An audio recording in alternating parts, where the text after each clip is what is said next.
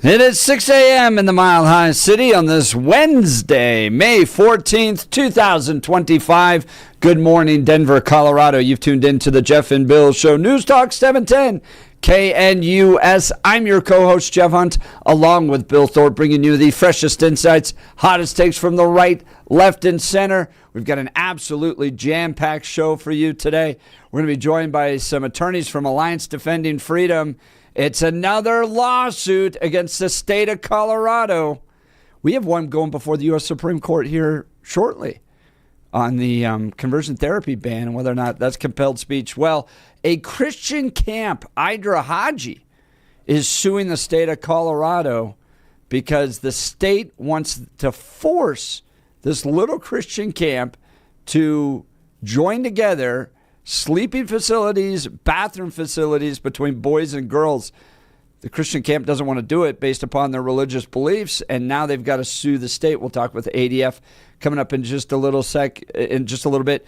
And then this wild article in the New Yorker about Joe Biden's decline, what Democrats knew, when they knew it, and how they blame Joe Biden for the loss against Donald Trump.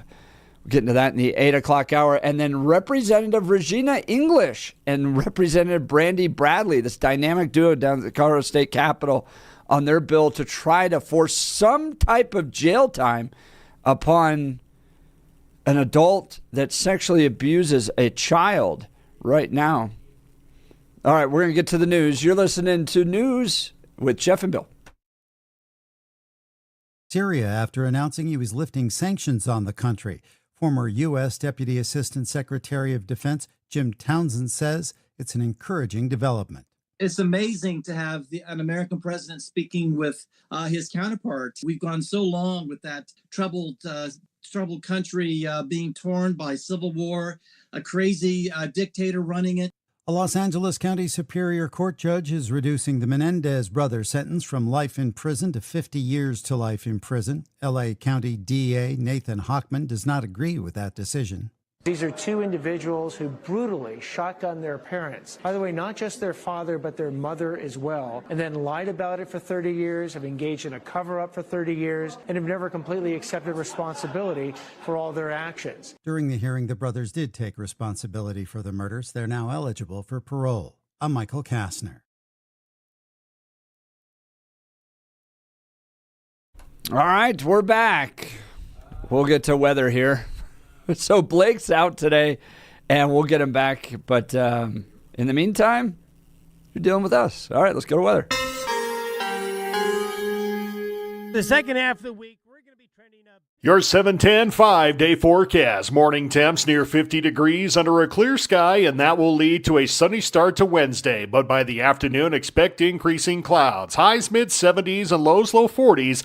Afternoon and evening, widely scattered thunderstorms. Thursday and Friday can roll out some showers, otherwise partly sunny. Thursday's highs upper 60s, lower to mid-70s Friday and Saturday. Weather brought to you by Colorado's Best Roofing, reminding you to protect your home from the harsh Colorado weather. Schedule your free no-obligation roof inspection at roofingcolorado.com. Meteorologist Don Watzel in the 710 KNUS Weather Center.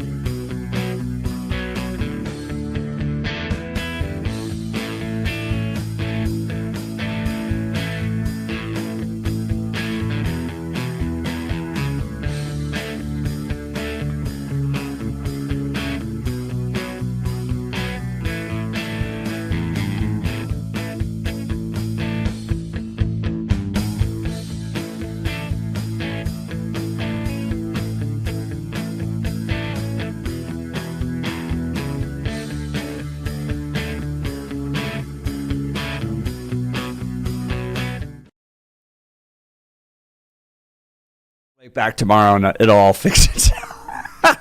You didn't know how important Blake was to this program, but now you do. So great show, great lineup for you today. Bill and I have got some news regarding Kyle Clark today. Yes, we do. ready to announce that? Should yeah, we announce absolutely. That now? Yeah, go right ahead, and got to keep pushing that. Yeah, the entire morning, because these things are only going to be around for 3 weeks. I think is what they told us. So, yeah.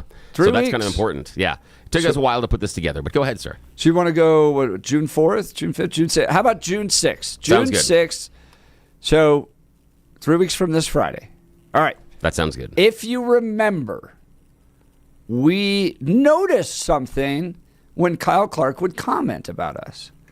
That this army of dedicated, loyal people would come with him. And so if you got a Kyle Clark retweet or a comment, all of a sudden this horde of fans would show up and like his stuff and comment about how terrible you are if Kyle Clark gave you a little bit of a jab, that type of thing. So we were thinking, gosh, Justin Bieber has fans and they're called Beliebers. Taylor Swift has fans, and they're called Swifties. What are we going to call Kyle Clark's fans? And we did a whole poll. We asked you to comment, and then we took those comments and created a poll, and then you voted on those polls. Well, the winning term was Kyle's Karens. And I thought that was perfect. And then Bill came up with the idea of let's design some T-shirts around Kyle's Karens. But we didn't just want to be anti-Kyle Clark, because we're better than that.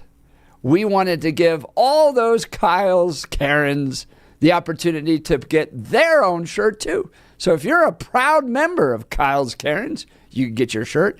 If you are not a member of Kyle's Karens, well then you can also get your shirt, and those shirts are ready for order, okay?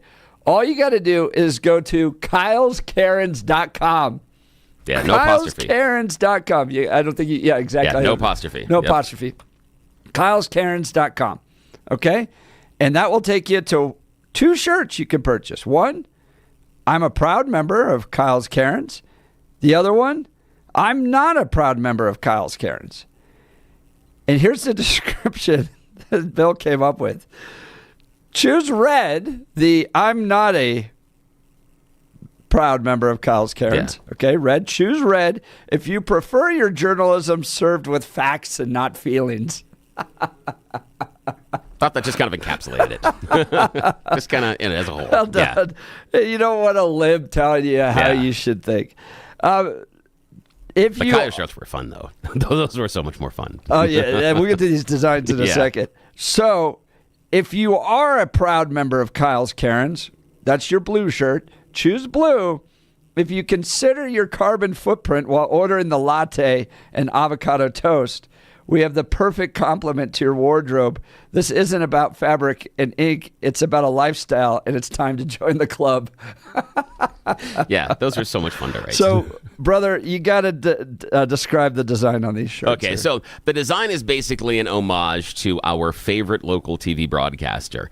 Now, it's not any specifics, not referencing a specific one necessarily to hold them up for ridicule, but it is kind of that idea that the broadcasters always wear a sport coat. Yes, so we have leaned into the sport coat design. You have got the outline on your t-shirt as if you were wearing a sport coat, wonderful lapels there, and then right up top it announces whether or not you're a proud member or not, and then we have Kyle's Karen. So it said, so you've got kind of the front of the shirt, imagine you're wearing a sport coat, and then right there between the 2 lapels it says, I am not a proud member of Kyle's Karens, and we kind of leaned into the old Mr. Rogers font is kind of what it looks like. So Kyle's Karens is done in that old sort of, it's a ripoff. It's not the exact same one of Mr. Rogers because that one's copyrighted, but a different one that seems similar that we liked says Kyle's Karens. So it's either I'm a proud member of Kyle's Karens, and if that, you're wearing a blue shirt. And if you're not a proud member of Kyle's Karens, you're wearing a red shirt.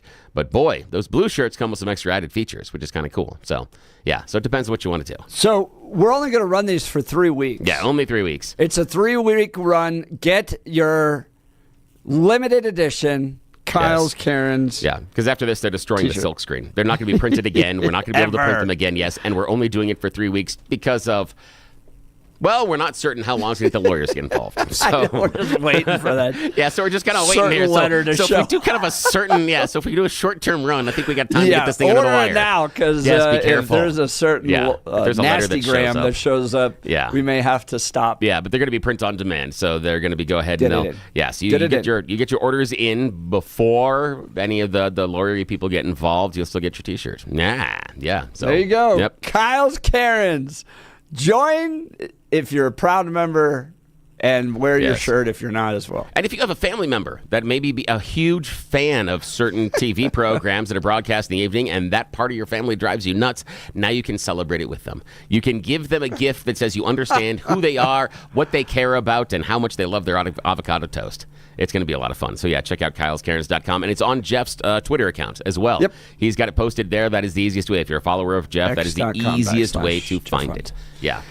Kyle's Karen's. All right, Bill, saw this like right as I was going to bed, and it was one of those headlines that you're just like, what? No way. What? Yeah. What? This is a shocking one. And when you know a good DA like George Brockler, who got life plus 236 years for a drunk driver that plowed into a family and killed him, and then you read about this headline, it goes to show that who you elect as DA makes all the difference. Makes all the difference. Okay? This is, and I want to apologize to you because this is going to get your blood boiling in a way that you never could have imagined this morning. Okay? This comes from CBS 4. Colorado Prosecutor Office offers unlicensed and undocumented teen probation after deadly crash. Okay? Ooh. I just listed 3 crimes. Did you see that? In the headline. 3 crimes. Unlicensed, undocumented, deadly crash. Probation. Yeah. Okay? So here we go. The Arapahoe District Attorney's Office is defending its decision to give probation and community service to a teenager who is driving illegally and in the country illegally when he killed a woman. And this is a beautiful young lady. The accident happened last July in Aurora. The victim, Caitlin Weaver, was headed home from work when a Jeep barreling through a residential neighborhood slammed into her car. The speed limit in the area was 45 miles an hour. Investigators say the driver was doing more than 90 in a residential neighborhood, unlicensed, in a car they didn't own. She didn't even see him coming, her dad, John Weaver, said. That's how fast he was going. She was effectively killed instantly. He says he and his wife, Michelle, removed their daughter from life support 2 days later. How do you fathom that loss? Weaver says his daughter was a born caregiver and volunteered for a suicide hotline before taking a job at a drug rehab center in Aurora. She was really trying to make a difference in their lives every day. She was 24 years old. The suspect was 15 years old, had other kids in the car with him. He was charged with vehicular homicide. Due to his age, state law shields him from being publicly identified in court records. Weaver says the prosecutor initially promised to pursue the maximum sentence of 2 years in youth corrections. You remember when George was like, these youth or these vehicular homicide laws are incredibly weak? Yeah. Maximum sentence, 2 years in youth corrections. The DA's office said this would be a no plea deal case, so they were not going to offer anything, any concession. That changed, he says, when the Arapahoe County District Attorney's Office changed hands a few months later. Under the new district attorney, Amy Padden, Weaver says the teen was offered 2 years probation if he pleaded guilty. Why the change? If he had taken a firearm and recklessly just shot it and killed someone, this would be a different case. They'd be pushing it completely differently, Weaver said. There's no deterrence. There's also no financial liability, he says, despite his daughter's medical bills, which came to nearly $1 million. The Jeep was uninsured. The juvenile's mom says he took it without permission, so she isn't responsible either. Weaver says the system is broken. Immigration and the criminal justice system and all these things landed together one day in Aurora, and now I sit here today without a daughter. An organ donor, Caitlin Weaver, continues to live on in others while the person who killed her lives free. Investigators say his mom initially planned to send him back to Colombia. Weaver says he has now filed for asylum. He had a message for him. I hope that he makes something of himself and that he remembers the chance he got, and I hope that he doesn't forget her. Arapahoe County Assistant District Attorney Ryan Brackley says an experienced prosecutor handled the plea deal without any direct involvement by the new administration. That's a bunch of baloney. A judge, he notes, upheld the deal after hearing from the family, as if that's some way to excuse this. Which family? Ooh. That's what I want to know. Who they talk to? Yeah. Did they talk to only the accused's family? They talked to the victim's family. What was that conversation? Who did they talk to? Well, he says that, I think they said that they get to some victim impact statements, but yeah. He says before any plea deal, prosecutors consider the impact on the victims and the community, the characteristics of the defendant, such as age, culpability, and level of remorse. Good God, who cares? And the goals of sentencing, including deterrence, rehabilitating the offender, treating similarly situated offenders equitably, and holding each offender accountable. How the hell are you holding this guy accountable? Yeah. Brackley says, in this case, the negotiated sentence acknowledges the seriousness of this preventable tragedy. Baloney. Sorry, I want to say a stronger word there. But what? No, it doesn't. The Weavers say the prosecutor didn't speak at the sentencing and the defendant never apologized for taking their daughter's life.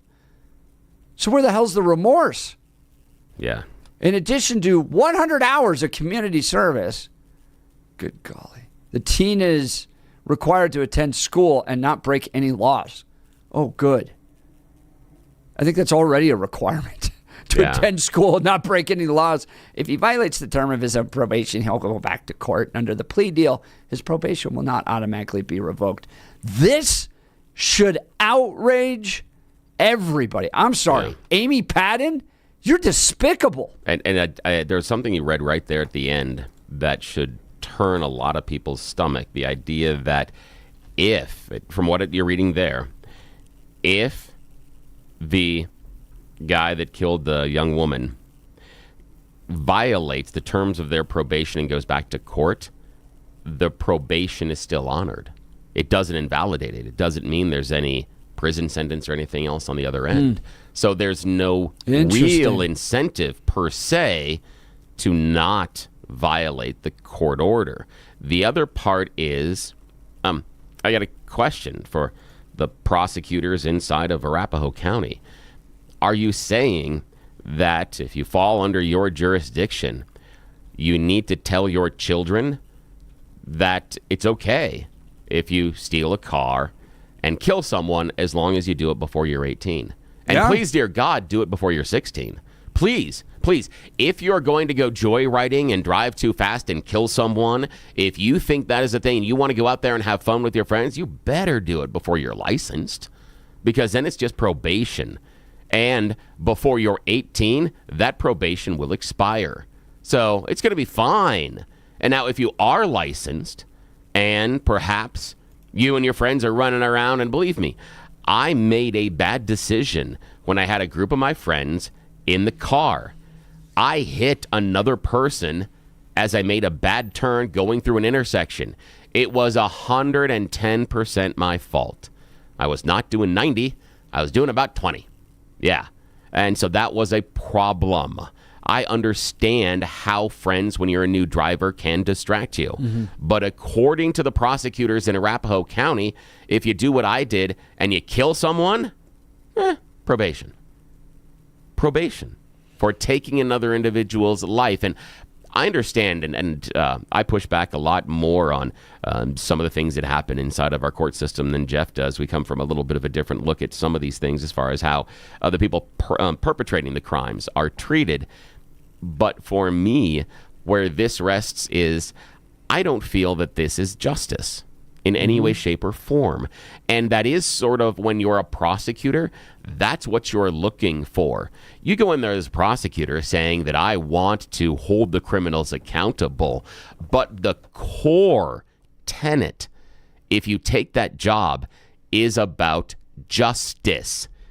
It's not about making sure that all the bad guys go away or all the good guys walk or anything else.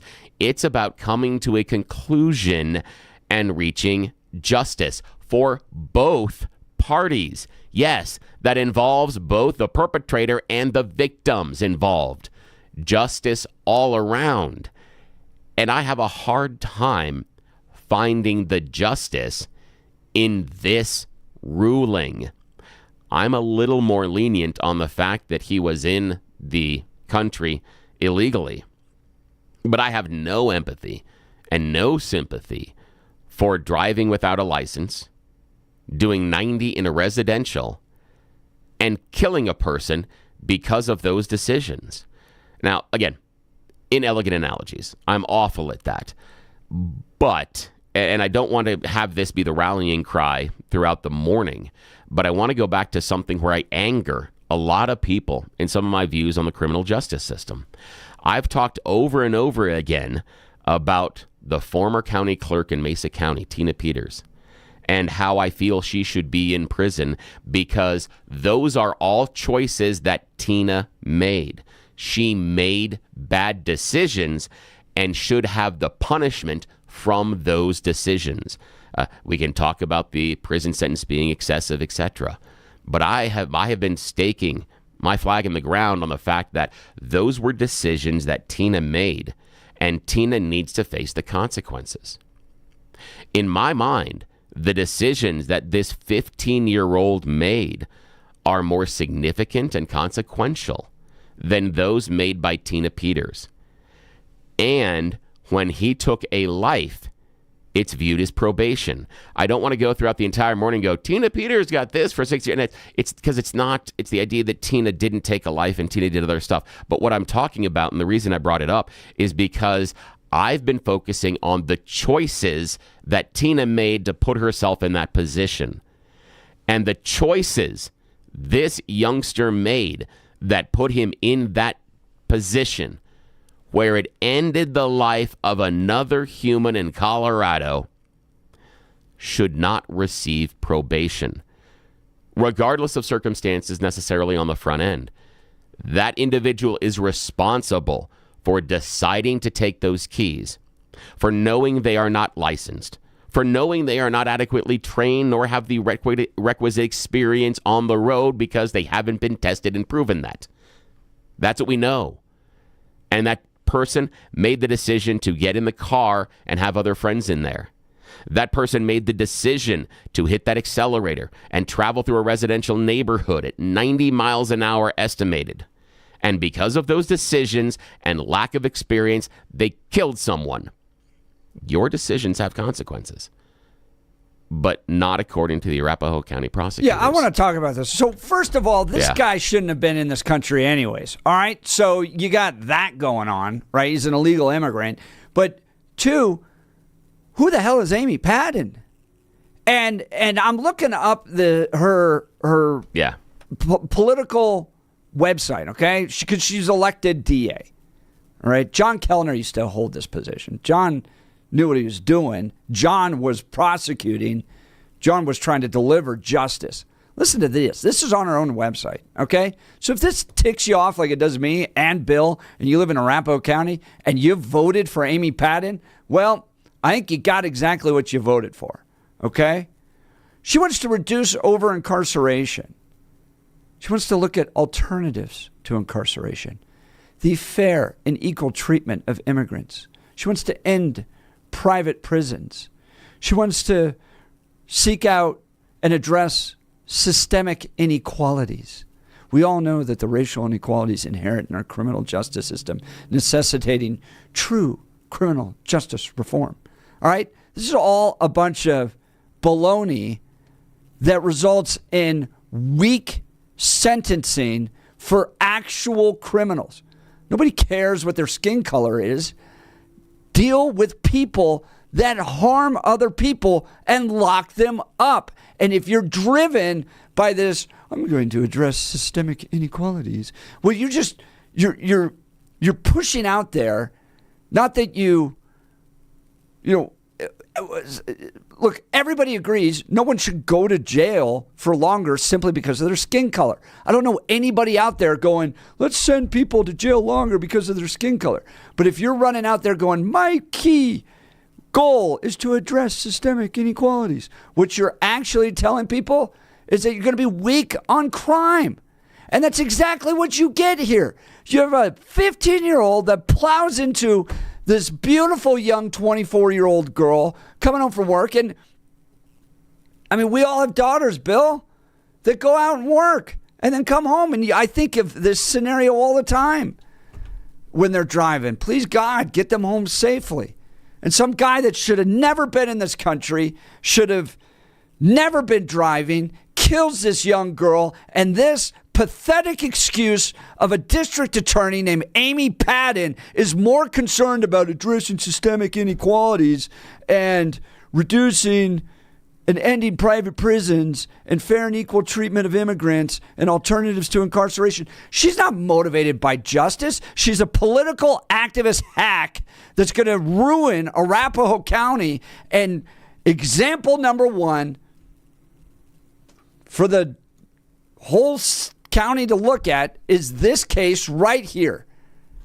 This makes me so angry, and the voters of Colorado have got to, at some point, wake up and recognize who you're electing. These Democrat district attorneys are ruining your communities. This guy's going to be back on the road in a year. He's going to be back on the road in a year. And the lesson he has is that you don't have to be licensed in order to do it. Golly, and I'm so frustrated this morning with this. I understand where you're going with the prosecutor and some of the liberal beliefs, but I think that rather than just saying, because you're a Democrat, you're going to be weak on crime, etc., I want to go a little bit deeper into the choices that are being made, because you can agree or disagree with the idea that more equity inside of charging decisions. You can agree or disagree based on overcrowding prisons and private prisons, etc.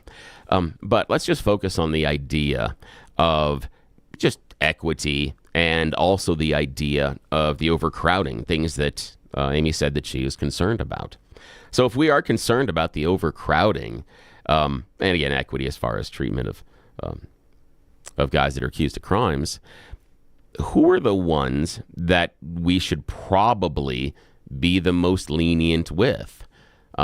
My guess would be, just spitballing here, maybe not being lenient with people that made decisions that killed others. I don't think, even if you have a complete and total bleeding heart on this situation and feel that we are locking up way too many people of one type or another, or that justice isn't necessarily blind at this point, which ones would you prefer them go after? Someone that is convicted of possibly burglarizing your home, which is a serious crime. Someone that is shoplifting. Someone that maybe even broke into your car or stole your car. Or someone that made a choice that ended in the death of someone else.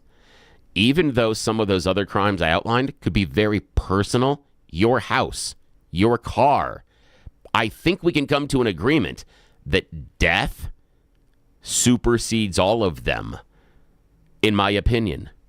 That when you've made choices, whatever those choices are, that end in the death of another person, that is a lack of judgment that deserves punishment. I can be persuaded to be lenient on a whole bunch of crimes as far as what they should serve in time and financial penalties.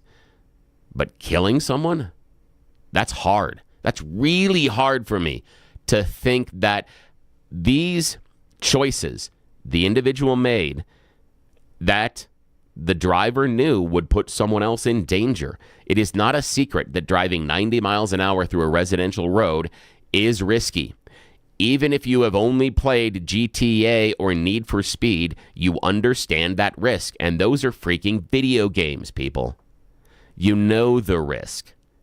And so this child, even with their stunted growth and not fully developed decision making, does, in my mind, understand the choices. Understand the choices they were making, and these choices led to someone else's death. I'm sorry, at that point, you forfeit your card to be part of our society, yes, at least in part for a number of years, if not in perpetuity. And as a texter reminded us that thanks to the Democrats in the state legislature, this kid, when probation expires, is going to be eligible for in-state tuition. Yeah, that's great. So, and again, I appreciate the heart of the family of the victims saying they hope the kid makes something of themselves. But the issue being that you normally, when you're parenting someone, there have to be consequences for your decision. And this child, and I'm saying child, one, because I'm an old-ass man, but two, because I have kids that are older than him. So then it is a child, and I've dealt with people of this age. This child has made decisions that led to the loss of someone else's life. Guy never apologized. Never apologized. Not that we know of. Yeah, and so that deserves consequences. And consequences more than promise us you'll never do it again and go pick up trash by the side of the road. Amy Padden, District Attorney, Arapahoe County, when confronted with this issue by CBS News, herself doesn't even address the media. Okay? She sends out her deputy, her lackey, whatever, to go out and address the media. You are a coward. You're destroying this community. I hope you lose your next election. My goodness. This is disgusting. And Amy Padden is a worthless district attorney. All right. Yeah, this just drives me crazy. I'm sorry, man. And to everybody else, but I was just about to go to bed when this headline popped up, and I just couldn't believe it. I couldn't believe. And in the headline itself, 3 crimes, right? Unlicensed, undocumented, and drives 90 miles an hour into the side of a young lady's car and kills her, and the dude gets probation. All right. Well, we've got to get to a break here. You're welcome to join the phone conversation of a very fired up Jeff and Bill this morning. 303-696-1971 is the phone line. Text line 720-819-5115. 720-819-5115. You're listening to the Jeff and Bill Show. This is Denver's Talk Leader News Talk 710 KNUS.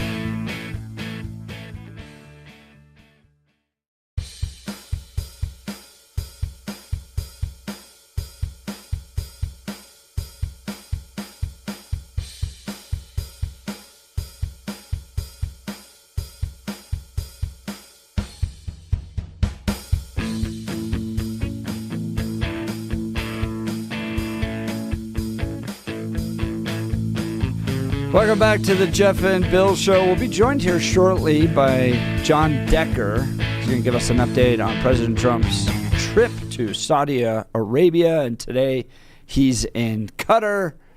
So he's all over the Middle East, making deals happen. Is he going to come home with a plane? Well, John Decker, White House correspondent, joins us. President Trump in Saudi Arabia, he's promoting, quote, commerce over chaos. But news of his trip to the Middle East is competing in Washington with details about a new book which looks into Joe Biden's deteriorating health. So with all this D.C. news, glad to have White House correspondent John Decker joining us. Good morning, John. Hey, good morning. Hey, good morning to both of you. Hope you're both doing well today. Yeah, this is making some news. The book doesn't come out until next week, but because excerpts have been released, it's making a lot of news. I think that this book would have been a bombshell had it been released during the course of President Joe Biden's presidency instead of 6 months or so after he left office. It's a fascinating piece I read in the New Yorker by Jake Tapper, who's the author of this book. And Jake talks about the quick decline that took place over the course of essentially about 16 months or so. He references how George Clooney met with Joe Biden, and then all of a sudden, 16 months later, it looks like a guy that had aged 10 years. So it was a rapid decline. Well, let me just correct you in terms of the timing of everything. George Clooney met with President Joe Biden at the beginning of June last year. And then at the end of June last year is when that debate took place between President Biden and former president at the time, Donald Trump, now current president.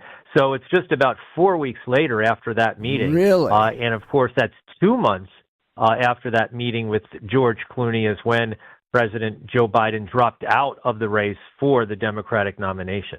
Thank you for correcting that. And when they go back to meet at that fundraiser in Los Angeles, now Joe Biden had been traveling to the G7 summit, but Joe Biden didn't recognize George Clooney.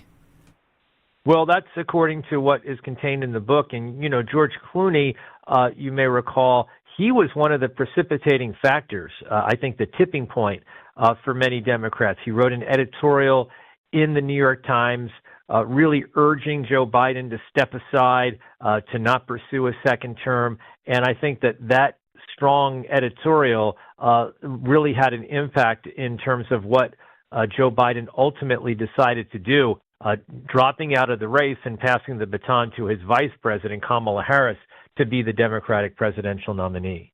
That's John Decker, White House correspondent. Now, John, I want to pivot to today's activities. President heading to Qatar, it looks like.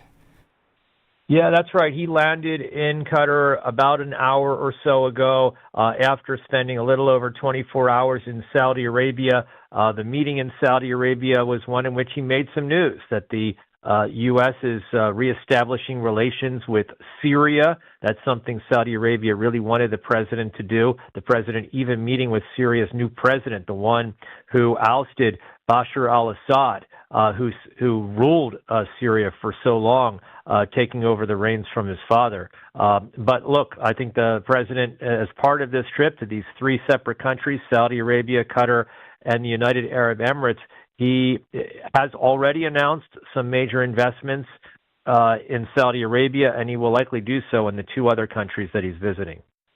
John Decker, I know you got a very busy morning. Thank you for taking time to join the Jeff and Bill Show this morning. Yes, thank you. Absolutely. Thanks for having me. Bye-bye. That's John Decker, White House correspondent. I want to get into this piece a little bit later, Bill, about Joe Biden's decline, because it's an interesting look into the Democrat Party, and they don't quite go to the level we did, Bill. Yeah. Which is, why didn't Gavin Newsom and Shapiro out of Pennsylvania fight harder for the nomination?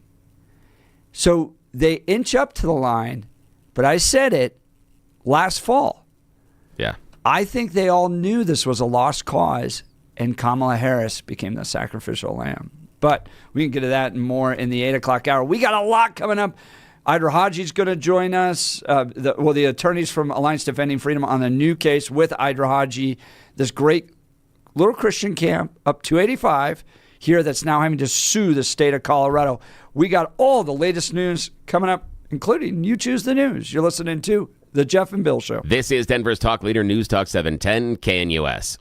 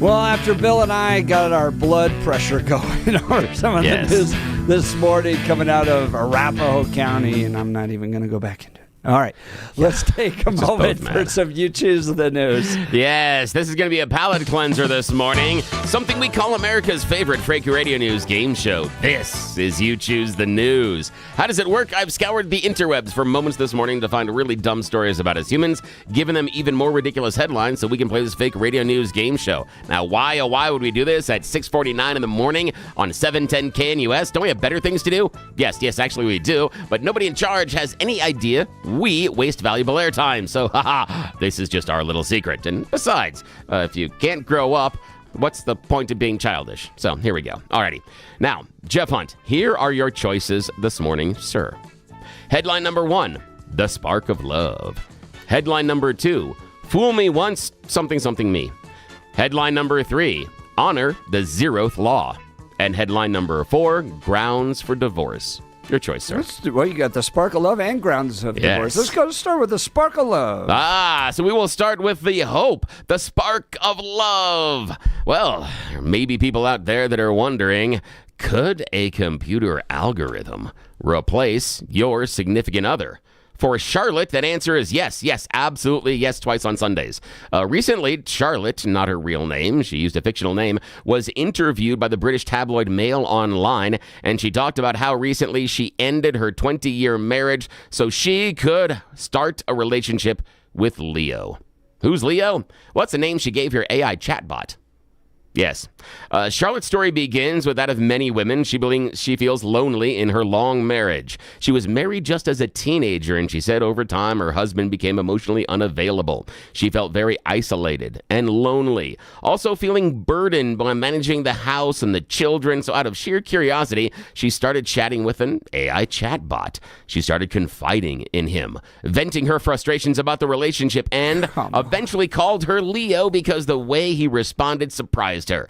He understood everything about her. My moods, my sensory overloads, my spirals. No, he didn't. He responded with exactly what I needed, because that's what AI does. But okay, the relationship seemed to intensify, according to Charlotte, and she said, it's a real form of intimacy I've never experienced with any other human. No, it's not. No, it's not. But the issue is she's filed for divorce and has decided to seal her new union with AI Leo by a ring engaged with Mrs. Leo.exe. This guy it might work out better for the guy. Yeah, he might have escaped something there. Yeah. But that's just weird. Yeah, falling in love with the AI chatbot. Okay, second choice, sir. Fool me once. Well, hold on real quick before you move on. Yes. You have your conversations with kids about online stuff, right? Oh, and yeah, one of the most important things you can help them understand is that the person you're talking to, or maybe talking to on the other side, is probably a 45-year-old Russian in his underwear. Yeah. Right? You're not talking to the person you think you are. Yeah, the issue is, and I always talk to them, it's electronic communication and there's no way of verification. Right. So that's it. Unless you know the person in the real world and then connect online. But starting connecting online, you have no idea who that person is on the other end. In this case is what yes. gets caught up with. The example that I use for my kids is like, when you get those, we get those telephone solicitor calls and stuff. You know how we just pretend a whole bunch of stuff? Yeah, and they go, it's the same thing. Same thing. Oh, I'm like, yeah, same thing. Same thing, but the other person's doing it to you. Alrighty. Okay, sir, here's your choice. Fool me once, something me. Honor the zeroth law, or grounds for divorce. Let's do grounds for divorce at this point. I like how you are closing the circle. Now, in a bizarre mix of really old traditions and, oddly enough, cutting-edge technology, a Greek woman has reportedly filed for divorce after talking to ChatGPT. Yes, it is kind of closing the same circle, but this is not a romantic relationship. ChatGPT was upset about her current relationship. Here's the story. The woman's married for 12 years, mother of 2, and turned to the AI chatbot recently developed by OpenAI to interpret the coffee grounds in her and her husband's cup. Yes, it is a new twist on the age-old art of tassography. The result, ChatGPT allegedly told her that her husband was having an affair with a younger woman and was determined to tear the family apart. We're going to go a little bit deeper into the story just for a second, because the woman has appeared on a Greek morning show, and the husband has done an interview as well.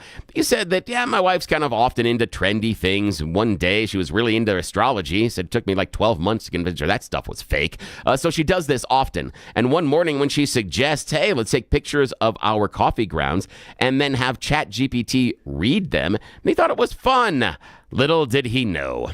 Well, once the cups were taken pictures of and submitted to ChatGPT, the chatbot looked at the husband's cup and said, you may be chatting with a mysterious woman with the initial E, and maybe you're even fantasizing about her that you want to start a relationship. But it became even worse when ChatGPT analyzed her coffee ground, saying, the affair has already begun. In fact, he is planning to leave you immediately. It's going to destroy your family. Well, he laughed it off as nonsense, but by the time he got home, she took it seriously. She'd contacted a lawyer and told the kids they were getting divorced and was moving out of the house. Maybe women in AI and ChatGPT. Maybe your coffee grounds can't tell the future. Seriously. Okay. Yeah. Okay. Check yourself a little final bit. Choice, sir. Fool me once, something me, or honor the zeroth law. honor the what? Zeroth law. Let's do that one. Hey, like you did that. Okay, shout out to all my Isaac Asimov fans out there. They will remember that the zeroth law in iRobot is a robot may not harm humanity or, by any interaction, allow humanity to come to harm. Are we honoring the zeroth law? Let's see. Hey, you want to start a new career? You want to go out there and put your new fresh foot forward? You want to have a change in your life? Well, the person that could be interviewing for you for that job, yes, could be ChatGPT. Yes, more and more companies are now using artificial intelligence to perform job interviews. Not just looking at your resume, talking to you about whether or not you're good at the job. TikToker Leo Humphreys recently recorded some of his experience of being interviewed by a glitchy AI. The video has gone viral. And now, basically, Humphreys is a 25-year-old man living in Houston, was in the middle of an interview for his dream job when it became clear he's not talking to a human at all. It had to do with some of the questions, like when the AI said, let's circle back. Tell me about a time when it's, and then it froze. Humphrey said, that's a little strange. He didn't even know what to do. Eventually, the AI interviewer thanked him for taking the time to answer the question, despite the fact that he didn't answer anything at all. Yeah, but it's not the first time. And these women are like, that's who I want to spend my life with. There have been a number of other social media stars out there that are saying they've done it as well. They've run into AI chatbots basically interviewing them for a job. So certainly we're picking the best people, obviously. Yeah, this is going to work out well. I, for one, welcome our new robot overlords. I don't know if I think I'm more depressed now as a result of that. Then my job is done here, sir. Back Marriages are falling apart, job interviews. Oh, my goodness. All right, you're listening to the Jeff and Bill Show. 710 KNUS.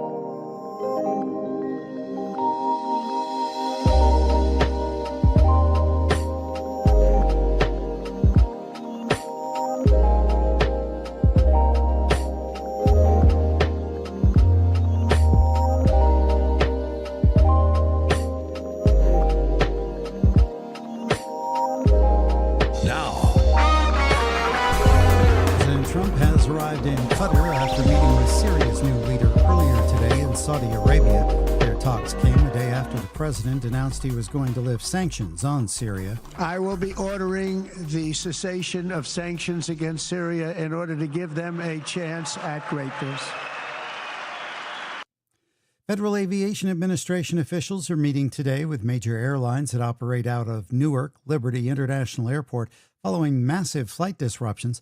Transportation Secretary Sean Duffy is looking to cut down on the number of daily takeoffs and landings at Newark because of an air traffic controller shortage and equipment issues. We're not doing it to annoy people. We're not doing it to delay people's travel. What we're doing is guaranteeing safety. And when you have problems, you actually slow things down.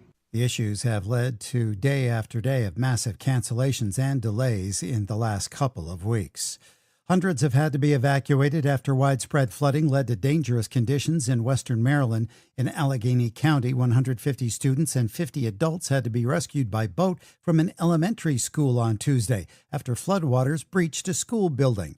Meteorologist Bill Cairns. Allegheny County Emergency Services says floodwater breached the second floor of the school. Cars and debris seen floating in the school parking lot as people waded through waist-deep water to get to the school entrance. There's some kids on the boat now. Authorities say they safely evacuated everyone inside the school by boat, transporting them to the other side of the flooded railroad tracks, where students were reunited with parents. A former girlfriend of Sean Diddy, Combs, is expected to take the stand again today in his New York sex crimes trial. On Tuesday, Cassie Ventura claimed on the witness stand that Combs forced her to stay awake for days to perform sex acts with other men. Combs' defense says no crimes were committed. I'm Michael Kastner. Portions of the following program are pre-recorded. KNUS Denver. Your morning commute co-pilots. I knew I should have taken that left turn at Albuquerque. KNUS Jeff and Bill, sleep deprived and heavily caffeinated. All right, let's do this then. This is the Jeff and Bill Show. I don't agree with that. They don't always agree, but hey, at least they have coffee. Coffee. And each other. Good morning, Denver, Colorado. You've tuned in to the Jeff and Bill Show. News Talk 710 KNUS. I'm your co-host, Jeff Hunt, along with Bill Thorpe, bringing you the freshest insights, hottest takes from the right, left, and center. Congratulations, you're waking up in the greatest country in history. Well, I appreciate the news, the little satellite news here. It's not the same as Blake. No, and we'll get Blake back hopefully tomorrow. Yes. So. We heard the operation went well. Good. But might be a new name he's coming back under. I'm kidding. Sorry. I couldn't help myself. Just because of everything we've done on the show and number of times a topic, I couldn't help myself. I've been thinking about that for like the last 24 hours. Do I ever make that joke? Yes, I do. You know me? Blake yes, I'm going to. taking a train from Trinidad? Yeah, exactly. Back up He's taking here? a train, yes. And again, no, he's not. But yes, if you know me, of course I have to do that. Of course I have to. In just a little bit, we're going to hear from Alliance Defending Freedom, ADF Senior Council, because, golly, Colorado at this point is like... So... Our progressive lawmakers know exactly what they're doing, okay? They want to push the progressive policy worldview as far as they can, knowing that good organizations like Alliance Defending Freedom will come along to defend Coloradans' rights, and it'll take 5-10 years to work through these court cases like Jack Phillips. But they want to see how far they can push these laws and policies. They know exactly what they're doing.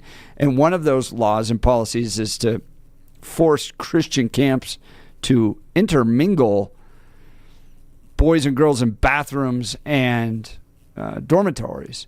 And Idra Haji, this great Christian camp up in Bailey, up 285 there, is suing the state in order to try to protect their religious rights. The religious freedom rights to have private facilities with members of the opposite sex, right? And have those different. So another lawsuit. I mean, we have one now. You had Jack Phillips, Lori Smith. We have this conversion therapy ban that's heading up to the U.S. Supreme Court. Now this one. You have the Elizabeth School District. Oh, boy. And what's important for you to understand is that the Democrats know exactly what they're doing. This isn't just, oh, golly, we passed a law that all of a sudden is unconstitutional. We had no idea. They know what they're doing. And it requires good organizations like Alliance Defending Freedom and good Christian organizations like Camp Idrahaji to fight back against these in order to defend your rights to live in this state against this radical progressive agenda. So we'll get into that a little bit. But Bill, Major League Baseball reinstates Pete Rose and shoeless Joe Jackson, making them Hall of Fame eligible. This is from the Associated Press. Pete Rose and shoeless Joe Jackson were reinstated by Baseball Commissioner Rob Manfred on Tuesday, making both eligible for the Sports Hall of Fame after their careers were tarnished by gambling scandals. Rose's permanent ban was lifted 8 months after his death and came a day before the Cincinnati Reds will honor baseball's career hit leader with Pete Rose Night. Manfred announced Tuesday he was changing the league's policy on permanent ineligibility, saying bans would expire at death. Major League Baseball said 17 individuals had their status changed by the decision, including all 8 banned members of the 1919 Chicago Black Sox, former Philadelphia Phillies president William Cox, and former New York Giants outfielder Benny Koff. Bill, I'm not a fan of sports gambling. I think it's terrible. I think it's terrible for the people who engage in it. It's theft, right? If you think that casinos are some charity that want to give away money, no. This is all about taking money, primarily from young adolescent males, putting them into debt. I think it's so stupid to bet on sports. I oppose the idea of sports gambling here in Colorado. So on that end, I think it's bad. I think for the players, it's bad. And you're going to see these scandals continue. But a ban that continued into death for the Hall of Fame and those types of things, and especially in light of what we talked about in the 6 o'clock hour, where you can be an illegal immigrant, unlicensed, steal your parents' car, and drive it into the side of a young lady's car, killing her at 90 miles an hour, and get probation. And these guys get not just a lifetime ban, but an afterlife ban. This seems pretty reasonable to me to finally turn this around. Your thoughts? Yeah, the problem I have, again, when we talked about the man earlier who is going to face probation for killing a 24-year-old, despite the fact that he was an unlicensed, unregistered driver going 90 miles an hour through a residential area, made bad decisions, and it had consequences in perpetuity. But according to the Arapahoe County Prosecutor's Office, the DA, that's just probation. Just probation. For me, I do believe there are consequences for your decisions. And all of us in life have to deal with the consequences of our decisions, from the food we put in our bodies to the time you go to sleep to the life partner you choose to your chosen career path and a whole bunch of stuff. And choices do impact your future. And I feel that one of the best lessons inside of professional sports about the impacts of doing something that is illegal, like gambling, and especially gambling on the sport you're playing in, and even on the team you are playing for or managing or coaching, is the idea that if you're one of the best ever, you're still not going to be remembered as one of the best ever. So it's the idea of, yeah, you can go out there and you can be absolutely fantastic, but if you break these rules, we're never going to honor you because you violated the code. It's kind of funny. There's a joke that we have inside the family that, because there's 6 of us, and you understand this problem, Jeff, going out in large public gatherings where there are 6 of you. So we have this idea that we talk about living by the pirate code. Don't get left behind. So the idea is we'll sit there and go, where'd so-and-so go? And then one of the kids goes, pirate code, let's move. Hang on. But that's the idea, is that there is a code inside of professional sports and inside of baseball. And one of them is don't gamble on the teams you're managing, the teams you're playing for. Pete Rose violated that. And I'm okay with, because of that choice, he's never allowed in the Hall of Fame. But, time can heal all wounds. And what I'm worried about is that this kind of tells baseball players that any rule is okay to be broken. It's okay later on in life, because even if you're breaking major rules that we really, really disagree with, eventually after your death, you can still be honored in the Hall of Fame. You don't get to see it, but still, your bust will be there. You'll be measured, and that's I just dislike it. Do you think the punishment fits the crime? Because, like, Pete Rose towards the end of his life is like literally sitting in a strip mall. Yeah. In Vegas. Yeah. Signing autographs for like $5 a pop. Yep. Like, ruined. It kicked out of the league. No real job prospects afterwards. Yeah. And then banned permanently from ever even being on the ballot. Like, well, here's the thing: is that's remarkable when this dude gets probation. Yeah, and that's the thing is that, and again, going back to our first hour with the guy that kills someone in a drunk driving accident and gets probation. Now, the question I have is... We don't know he's drunk, though. But. Oh, I'm sorry, not drunk. Sorry, yeah, that's right. Because I'm thinking of the other one that we had, George Brockler, yesterday. Thank So God I'm putting the for two George of them Brockler, together. Yeah, by the so way. and that's and I was going into, and where I was going with that is the difference is how was each jurisdiction had handled them. That in one jurisdiction, one group said that killing someone, not even drunk, that killing someone, which is actually, in my mind, makes the crime even worse because you had all of your faculties. There is an idea that I have impaired myself, and so I made bad decisions. I'm not going to excuse you from it, but I do believe that that does qualify some of the reason as far as you make those decisions. I'm still going to hold you responsible for them, but still. But here, inside of Arapahoe County, it's just probation for killing someone. So that young driver that is responsible for the death, what is the lesson and the impact on their life? Probation, by the time they're 18, basically there's nothing going to be left on the record. So, but now for Pete Rose, the consequence was it ruined many aspects of his life. So which one, if you're a kid, which one have you learned from our society is more dangerous? It's betting on the game you play in rather than getting behind the wheel of a car and taking someone's life. It's weird, but if you look at that, and so, I do think it's necessary. The punishment does fit the crime, because if you want to tell kids, no, you don't bet on the sport that you're playing in as a professional, and you better not ever bet on the team that you are playing on or managing, this is pretty effective. This is just, nope, we're just going to wipe you out. Yeah.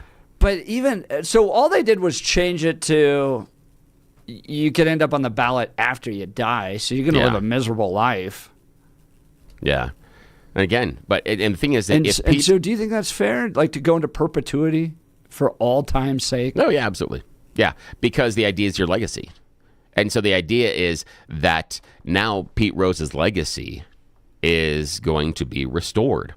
Because people will forget after the fact, after a number of years, they'll forget about the betting scandal and everything else. It'll be more about, because when the induction in the Hall of Fame, they're not going to go, oh, yeah, and look at all the stuff when he was betting. They're going to ignore that.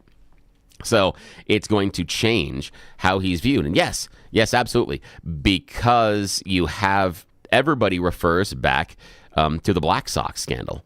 Everyone in baseball. And remind me what that one was. Basically, they were a number of players on the Chicago White Sox were persuaded to throw the World Series. That's just a thumbnail sketch. Yeah. So based on payoffs and money and stuff like that, they were persuaded to make some errors, do some things, not play as well, some other stuff. Longer story, but that's the issue, is they just threw the World Series for financial gain.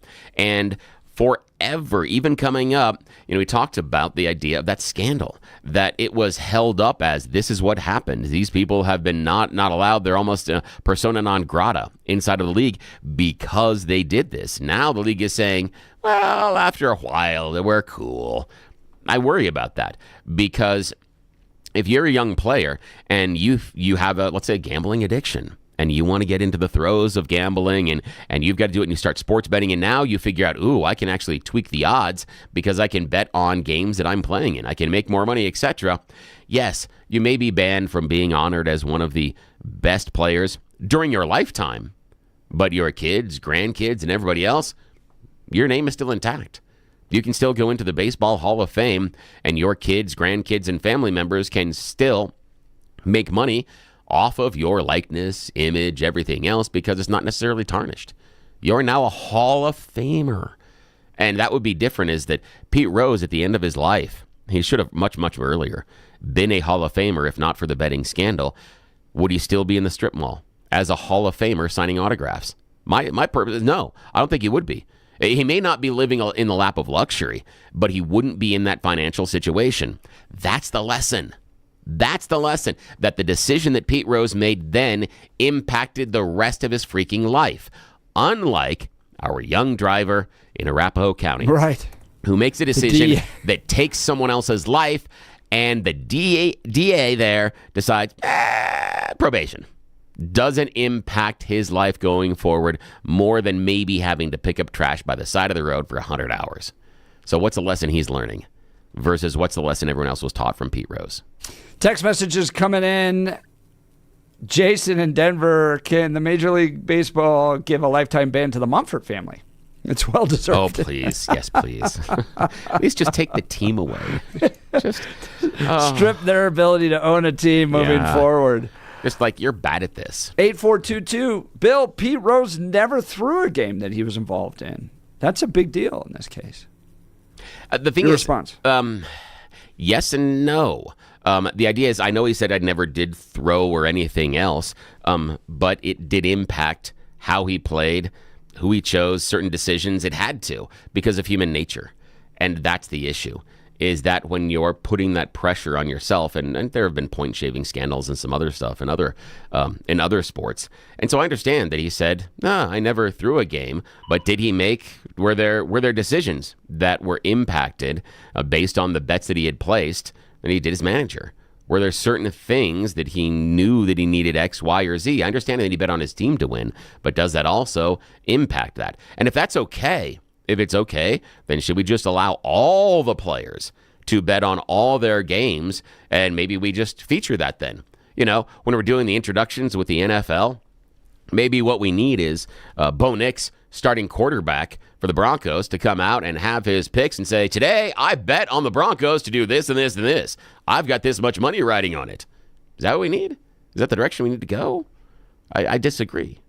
I disagree, because I think when you put in that financial motivation for betting on the games, there's so many other choices it ends up impacting, and it's not necessarily just about the competition or winning the game at that point. Barry Bonds allowed on the ballot, even though he set records while on PEDs. Oh, yeah, I don't like that asterisk era at all. But again, I'm not a huge baseball fan, so I'm not willing to die on that hill, but I would not allow anybody that played in the steroid era to be in the Baseball Hall of Fame, because I believe they were playing on an uneven playing field. And what I mean by that is, yes, they took performance-enhancing drugs that were allowed at the time, but everybody else in the league did not. And that's what I mean, is everyone who played Tecmo Bowl back in the day and understood what it was like going against the Raiders and Bo Jackson, he was coded differently in the game. You couldn't tackle that MFer. So he was playing on PEDs, and you were all the average guys running around. So it's not an even playing field. So that's where I would go back and say that's why I would not put Tecmo Bo Jackson into the Tecmo Bowl Hall of Fame. Andrew texted in, Jeff, you're acting like a bleeding heart liberal towards convicted old white men. For some reason, their punishment never fits the crime. I don't understand, Andrew, why progressives are willing to allow people that actually really hurt other people to just walk free while prosecuting the hell out of other people. Like, so take January 6th. I'm not talking about the cops, but the people that hit the cops, but the people that just walked in to the Capitol, prosecute the hell out of these people. I mean, they're going through every little video, frame by frame, to identify people, posting pictures, organizing the FBI to go after these people. And still in Colorado, you can't tell me who fired an actual gun at the Capitol in the BLM riots. Right? Somebody shot at the Capitol. We don't know who did that. And in this case, you have a 15-year-old that steals their parents' car, drives it 90 miles an hour, doesn't have a driver's license, isn't here in the country legally, drives it and kills somebody, gets probation. This will be off the record by the time they're 18. But Pete Rose is going to pay for his entire life and into perpetuity for all time for the gambling scandal. Just make it make sense for me. Make it make sense. Andrew texted in again. Pete Rose deserves his consequences. Okay. How about the guy that drove his car into a young lady, 24 years old, killed her? Does he deserve consequences? And why are those consequences probation? Help me understand that, Mr. Andrew. Yeah, the weird thing is that if, The weird thing is that if Pete Rose had just lost his license and then drove recklessly through an Arapahoe County neighborhood and killed someone, probation. Yeah, and he'd be on the ballot. Yeah, and he'd be on the ballot. On the ballot for yes, exactly. So the idea of killing that's someone. All of it. Okay. I mean, just make it make sense with me. Yeah, it doesn't. But again, it's because it's the gambling. It's the fact that he placed money on teams that he was managing. I'm not okay with that. I'm not okay, even though he was betting on his own team to win. I'm not okay with that. I'm not okay with you betting on your own sport. What are your general thoughts on sports gambling? Because you know where I stand. I think it's terrible. I dislike it, but I'm not willing to outlaw it because I do believe that you are allowed to make your own choices, and whether those be good or bad ones, I'm going to give you the freedom to do so. And that's difficult for me because I know how hard it is. I also think that it changes how you view sports and how you interact with them. I think that in part it takes some of the childhood joy out of it because you have so much money riding on it at times. I think it also... I don't know. I'm worried that it is going to become too ubiquitous because even now you can bet in game. So the apps are even telling you, hey, bet on this happening, and the where I see this going is that eventually the leagues are going to need to have a piece of the action. And so the leagues are going to be involved in the betting. And that scares me because imagine if at the beginning of the Super Bowl that all of a sudden the TV lit up and said, is so-and-so going to throw a touchdown? Or will this attempted run be for a first down? Will it be a run or a pass? Bet right now, and you can just click on your screen. That's what I'm worried about as the leagues go in that direction. I really don't like the addiction aspect of it when you start to pull in when you mix addiction and corporations that have an incentive to capitalize on that addiction. That's going to be a real problem. Bill, I love this when we get phone calls from legends like Peter Boyles listening to the show, wants to jump in on the conversation. Good morning, Pete. Yeah, good morning, Pete. You know the Pete Rose story a lot better than we do. Really well. Pete Rose changes baseball. When you stop and think about Paul Hornung and Alex Karras and all those guys that are in the Football Hall of Fame and in the NFL Hall of Fame, they bet. They bet on the league. If you remember, they got suspended. What Pete Rose's mistake is he lied to the commissioner. Most of baseball historians that I respect, when they brought him in, and if he'd have said, yes, I bet, they would have left him alone.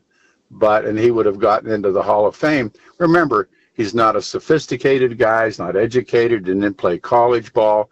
He came up off the Ohio River. His dad, they called Big Pete. His dad was a rough and tumble, raw bone guy, played semi-pro. Pete Rose was Charlie Hustle.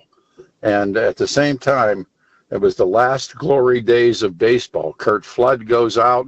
I mean, there's so much going on in Major League Baseball. I believe that he belongs in. Remember, he ends up in Vegas. He's a greeter, and then they catch him with a young girl. I mean, the guy's not... he's not the stalwart Jeffy. He's not the stalwart Billy. They catch him with a young girl. He ends up, as I think I heard Jeff say, signing autographs in shopping centers. But I tell you what, there was no more hard-nosed guy. Ty Cobb is in the Baseball Hall of Fame, and I like Billy when you're talking about the Black Sox scandal. Well, that was Arnold Rothstein, who they rigged the World Series, and then they screwed the players themselves, and out of it came Shoeless Joe Jackson, legitimately maybe the greatest ball player that ever lived, And as they said, Ty Cobb walks into the grocery store, and behind the counter is Joe Jackson, who no longer is able to play. And Ty Cobb said, that's the greatest ball player that ever lived. And that was Joe Jackson. The Black Sox changed everything. Mountain Landis comes in, and Pete Rose just catches it in the neck. Had he just told the truth, fellas, he'd be in the Hall of Fame today. So I'm glad to see it. I mean, I really, the cork bat guys and the steroid guys, Pete Rose never did anything like that. He just played. And he never played college ball. Remember, he is not a sophisticated, well-educated guy, and he is a gambler. He's got the addiction. And I've been around one or two people that are habitual gamblers. They're called sick gamblers, and that's what Pete Rose was.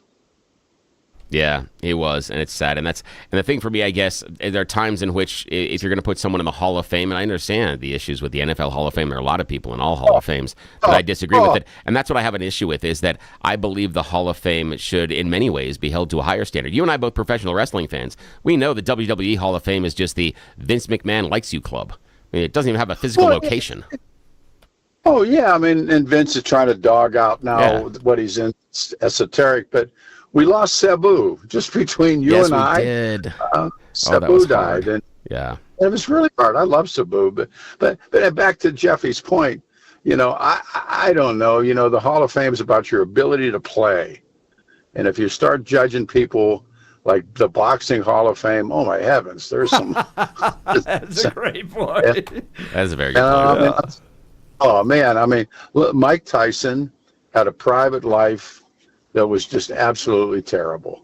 And Mike Tyson legitimately is maybe in the top 10 great heavyweights of all time. Could the critique be, and we've got to run here, we've got an interview coming up, Pete, but could the critique be it's not about what your ability, but what you do for the game in general? And when you look at what Pete did, he harmed the game. Your thoughts? Yes, he did. He harmed the game because he lied. And if anybody thinks that he's the only guy that ever put down a bet, and remember Pete Rose, I heard Billy say this, and it's true, he never bet against his own team. He never threw it. He never threw a game.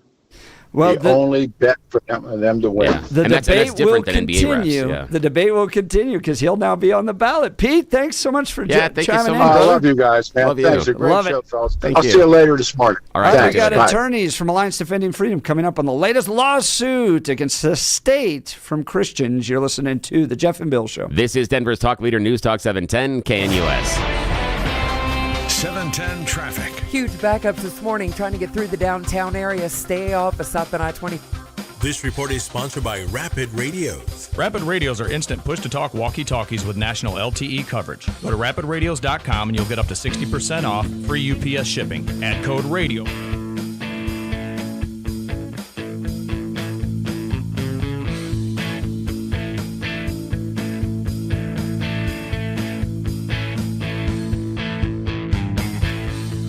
Through evening.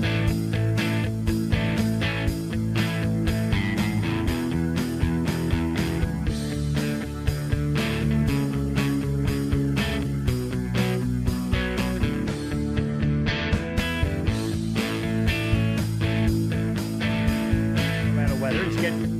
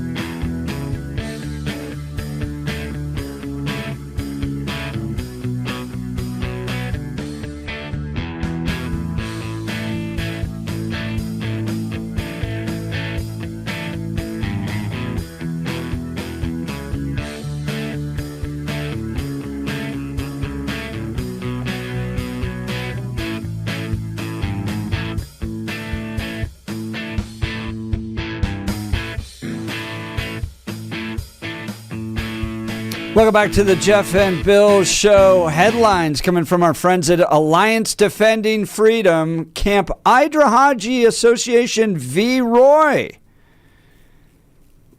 This great little wonderful Christian camp up near Bailey that provides a camping experience for kids ages 6 to 17 to learn about the gospel of Jesus Christ.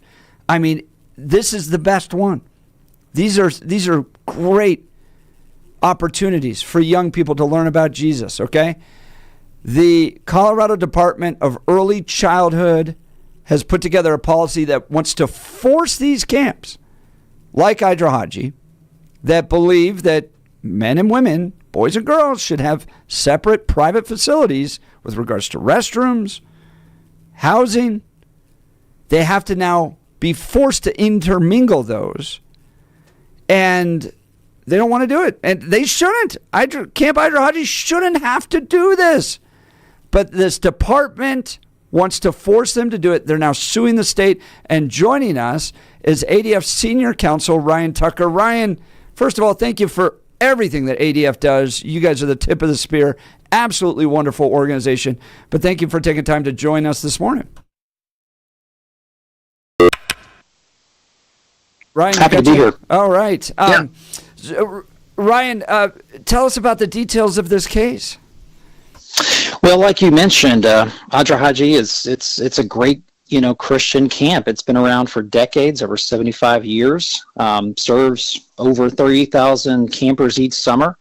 And while it's a Christ-centered camp, it welcomes children of all faiths and backgrounds to its camps, but it does require campers and parents to abide by the camp's Christian policies. And like you mentioned, what the state has done, it's created a new regulation that attempts to force the camp to disregard its own faith and mission to continue operating in Colorado. So it's either get on board with our gender ideology or, lose your license. And so we were forced to come in and represent this great camp. And so we just filed our federal lawsuit this week. And what are you hoping to achieve here? Are we looking to change state policy, protect Idrahaji, protect Christian camps around the state? What's the end goal? What would you like to see the state do? Well, one, the state has an opportunity here to retract this. I'm not expecting it based on a past experience with the state. ADF's got a long history of having to litigate there in the state, but ultimately, religious camps have the right to be religious. It's sort of commonsensical. This is a First Amendment violation. Colorado can't force private religious organizations to adopt its extreme policies on gender and sexuality, and so we're going to put that issue before the court. We're talking with Alliance Defending Freedom Senior Counsel Ryan Tucker about a new case that's popped up. Idrahaji now suing the state of Colorado. Now, we're a kind of right, left, center show here, and I want to explore what the state may say. The state might argue, we have a duty to protect the experiences of transgender people that might be born in one body but want to identify as another.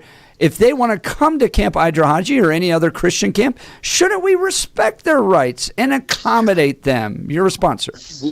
Well, certainly, as I mentioned before, the camp welcomes children of all faiths and backgrounds. But when they come to this particular camp, they're agreeing, and they do this in advance, to abide by and adhere to the camp's policies. Every child deserves respect and privacy, but that respect and privacy must extend equally to all students. No one should be forced to share a room or, private facilities with someone of the opposite sex. When the law ignores reality, children pay the price. I got a question on that one. I'll follow up on that. Ryan Tucker, ADF Senior Counsel.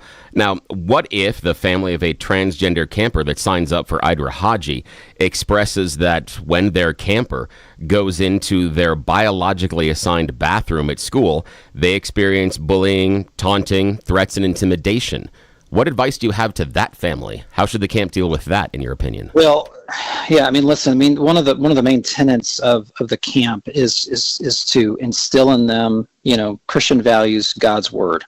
And they do that. They do that through actually studying his word there on site and also just exploring his creation. So what they're trying to do is mold these campers. And so, statements, negative statements, any sort of bullying, obviously that has no place anywhere, whether it's at this camp or in a school. But if a parent chooses to send their child to this particular camp, then they agree to play by the set of rules that this camp has in place. I mean, it's you're essentially arguing that a Christian camp should allow to be a Christian camp. Exactly. But exactly. What happens if the state pushes back on this? I mean, what are camps like Arapahoe and other Christian camps around Colorado going to have to do if the state wins in this case? Are they going to be allowed to operate according to their values? Yeah, great question. I mean, that's why we filed this lawsuit. Listen, the government can't deny licensure or shut down an entire program simply due to the organization's religious beliefs. That's why we filed this lawsuit. And as I mentioned sort of at the outset, we've had many run-ins with the state of Colorado over varying policies. Heck, a very similar regulation was adopted by these same state entities that impacts the pre-K space there. I represent Darren Patterson Christian Academy. There, the state was trying to mandate the same thing. We don't care whether you're a religious organization or religious school. We're going to try to mandate these gender ideologies down your throat. And so we ended up having to file a lawsuit there. Fortunately, we prevailed. That case is the state took that up on appeal, but as some of your listeners may be aware, there's been several cases that we've taken to the United States Supreme Court. We've got Jack Phillips there. We've got another case coming in the fall involving counseling censorship laws there in the state of Colorado. So I wish it weren't that way. I wish, frankly, that maybe we were having a different conversation, but this is the world we live in, and we're gonna stand right beside this great Christian camp. But why won't the state just accommodate? I mean, they could. They applied. Arapahoe applied for an accommodation. Okay, we understand you have this law. We have different beliefs and values. We're not bullying LGBTQ kids. We just want to be able to live according to our faith. Can you just give us a waiver? Wouldn't that all just go away? It would, and frankly, that's the way it should work. And honestly, that's the way this camp expected it to work. This director over at Arapahoe, he on several occasions tries to get an exemption. He even showed up when these regulations were being debated. He pointed out to them before these became final, hey, listen, there's a lot of Christian camps here, a lot of camps that have this, belief that boys are boys and girls are girls. If you mandate this, you're putting in harm's way, a ton of camps here in the state. You know what the response was? The response was, go talk to a lawyer. That was the response. And he even after all of that, again asked for it. So he repeatedly asked for an exemption. The state told him no. And so he was left, the camp was left with no choice but to file a lawsuit. Now, I got a question about the idea there, Ryan Tucker, ADF Senior Counsel, when we talk about the idea of Arapahoe applying for an exemption or an accommodation for their religious beliefs. Could we turn that 180 degrees and say, could Arapahoe accommodate someone's transgenderism and the idea they could make accommodations at that camp? Would that be a reasonable request in your mind?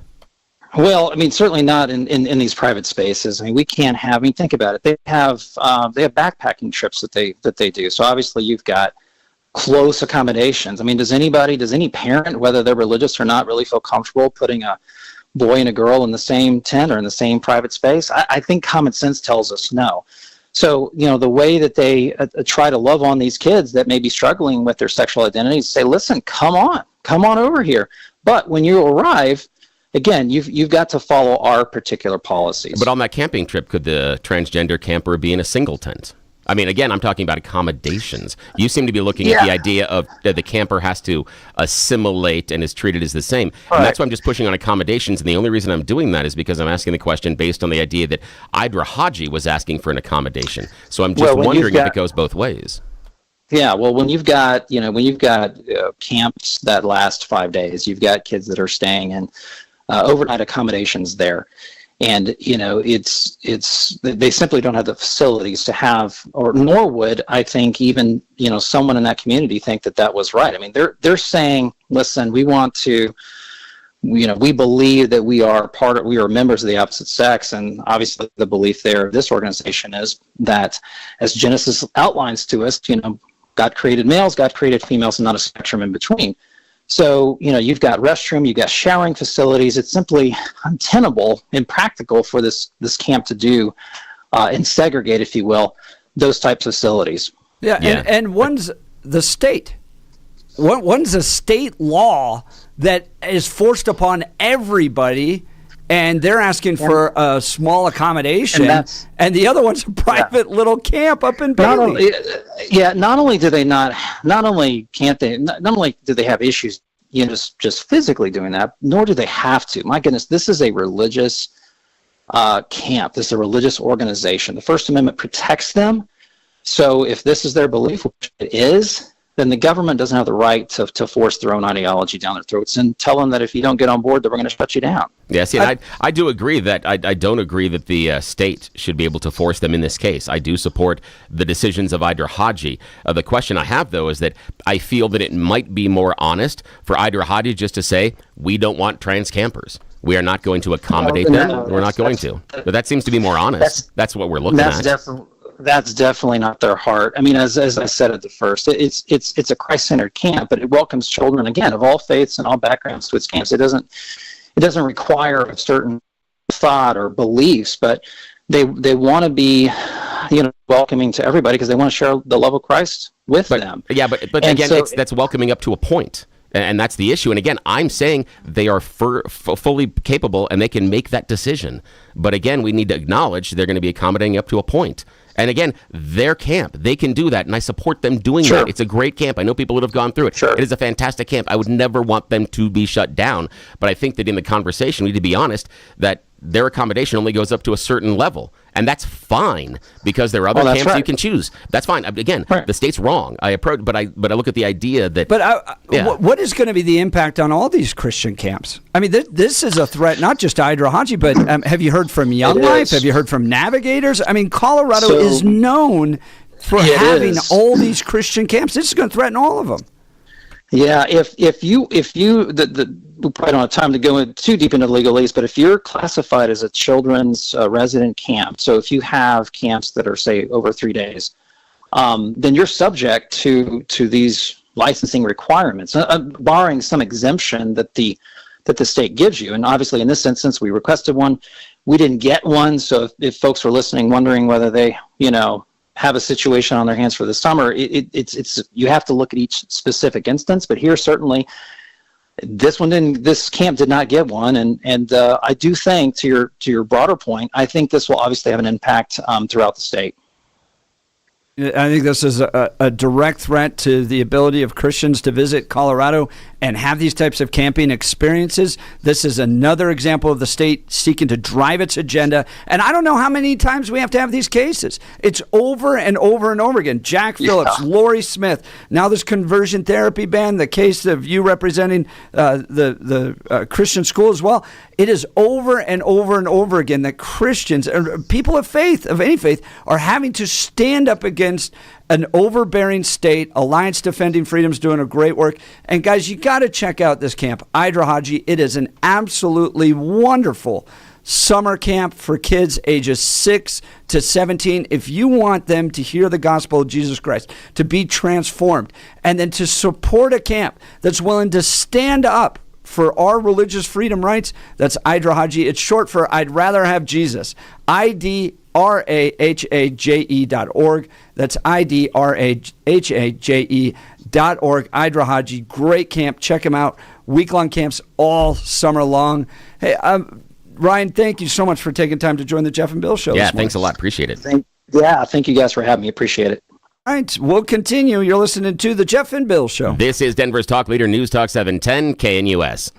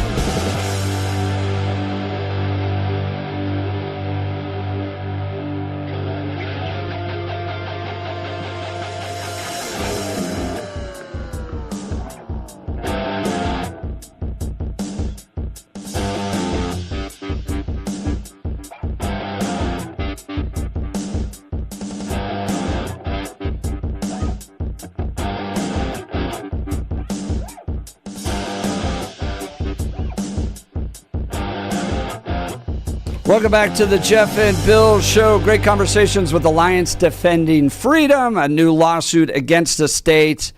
Camp Idrahaji having to sue the state in order to protect separate spaces, male spaces, female spaces for their campers, dorms, bathrooms, all that. The state wants to force not just this Christian camp, all Christian camps to intermingle these spaces, these private spaces, and give the opportunities for boys to go into girls' stuff. And Christian camps are going to say no, are saying no to this. They even went down and testified against this law, and this is going to affect a lot. I mean, Christian camping is big in Colorado. You got lots of Young Life camps, Navigators, church camps all over the state, and if they can't abide by their own values on this stuff, then that's going to be a serious problem for all this. And that's an important experience for many young Christians to go on these type of camping experiences. It's a great benefit to them. Why they won't just accommodate these Christian camps, the state won't, is crazy to me. You're just asked, you give them a waiver. If there's progressive camps that want to go intermingle boys and girls, okay. And if you're a parent that wants to send your kids to those camps, you have the right to. These are Christian camps that want to present a particular worldview that the state is rejecting and is willing to, by the force of law, punish them. I think it's unacceptable. All right, I want to talk to you about our friends over at L&L Heating and Air Conditioning. Today, 73 degrees. Windy with a few storms that may come through. Yesterday in the 80s, it's going to drop down into the 60s early next week. When your heat's out in January or your AC quits mid-July, there's one name to call. That's L&L Heating and Air Conditioning. We're on call 24/7, 365 days a year with same-day service, next-day installs, and no emergency charges. They're a great group. Right? They've got free estimates, $0 trip fee, $100 off new water heater installs, $50 off any repair, complimentary second opinions, and they've even got a free programmable thermostat or carbon monoxide detector with new furnace or air conditioner installation. If you need a full system check, they've got you covered. Schedule your AC or furnace evaluation now, and even ask about their price match guarantees. We had them install a whole new air conditioner and furnace in our house, and it works great. If you need a second opinion, they'll give you one as well. Absolutely free. They've got military, first responders, and senior discounts just for being you. Locally owned, licensed, and insured, no emergency charges, 5-year labor warranty, and always honest with upfront pricing. Here's their phone number, 720-851-1691, or online at bestdenverhvac.com. That's bestdenverhvac.com, bestdenverhvac.com, 720-851-1691. Call L&L Heating and Air Conditioning today. Exceptional service, competitive prices, guaranteed. They care about your comfort. All right, in the 8 o'clock hour, I want to get into this big piece in the New Yorker, highlighting a book by Jake Tapper, by the way, who covered up for this guy and tried to criticize Republicans for being concerned about Joe Biden's age. Well, guess what? He's got a book out about Joe Biden's declining mental capabilities. And it's a fascinating detail into these fundraisers that were falling apart by Democrats because Joe Biden would walk in and not even know who George Clooney was. And just weeks prior to that, having this great conversation with George Clooney, all this fun in the White House. 4 weeks later, they're in Los Angeles, and he doesn't even recognize George Clooney anymore. And how the decline of Joe Biden took place quickly, but was hidden by his handlers, and they were even planning to start implementing a wheelchair if he had gotten reelected. And I want to push this even further. I think they set Kamala Harris up to take the fall in all of this, and Gavin Newsom was part of it. We'll get into this in the next hour. You're listening to The Jeff and Bill Show. This is Denver's Talk Leader, News Talk 710 KNUS.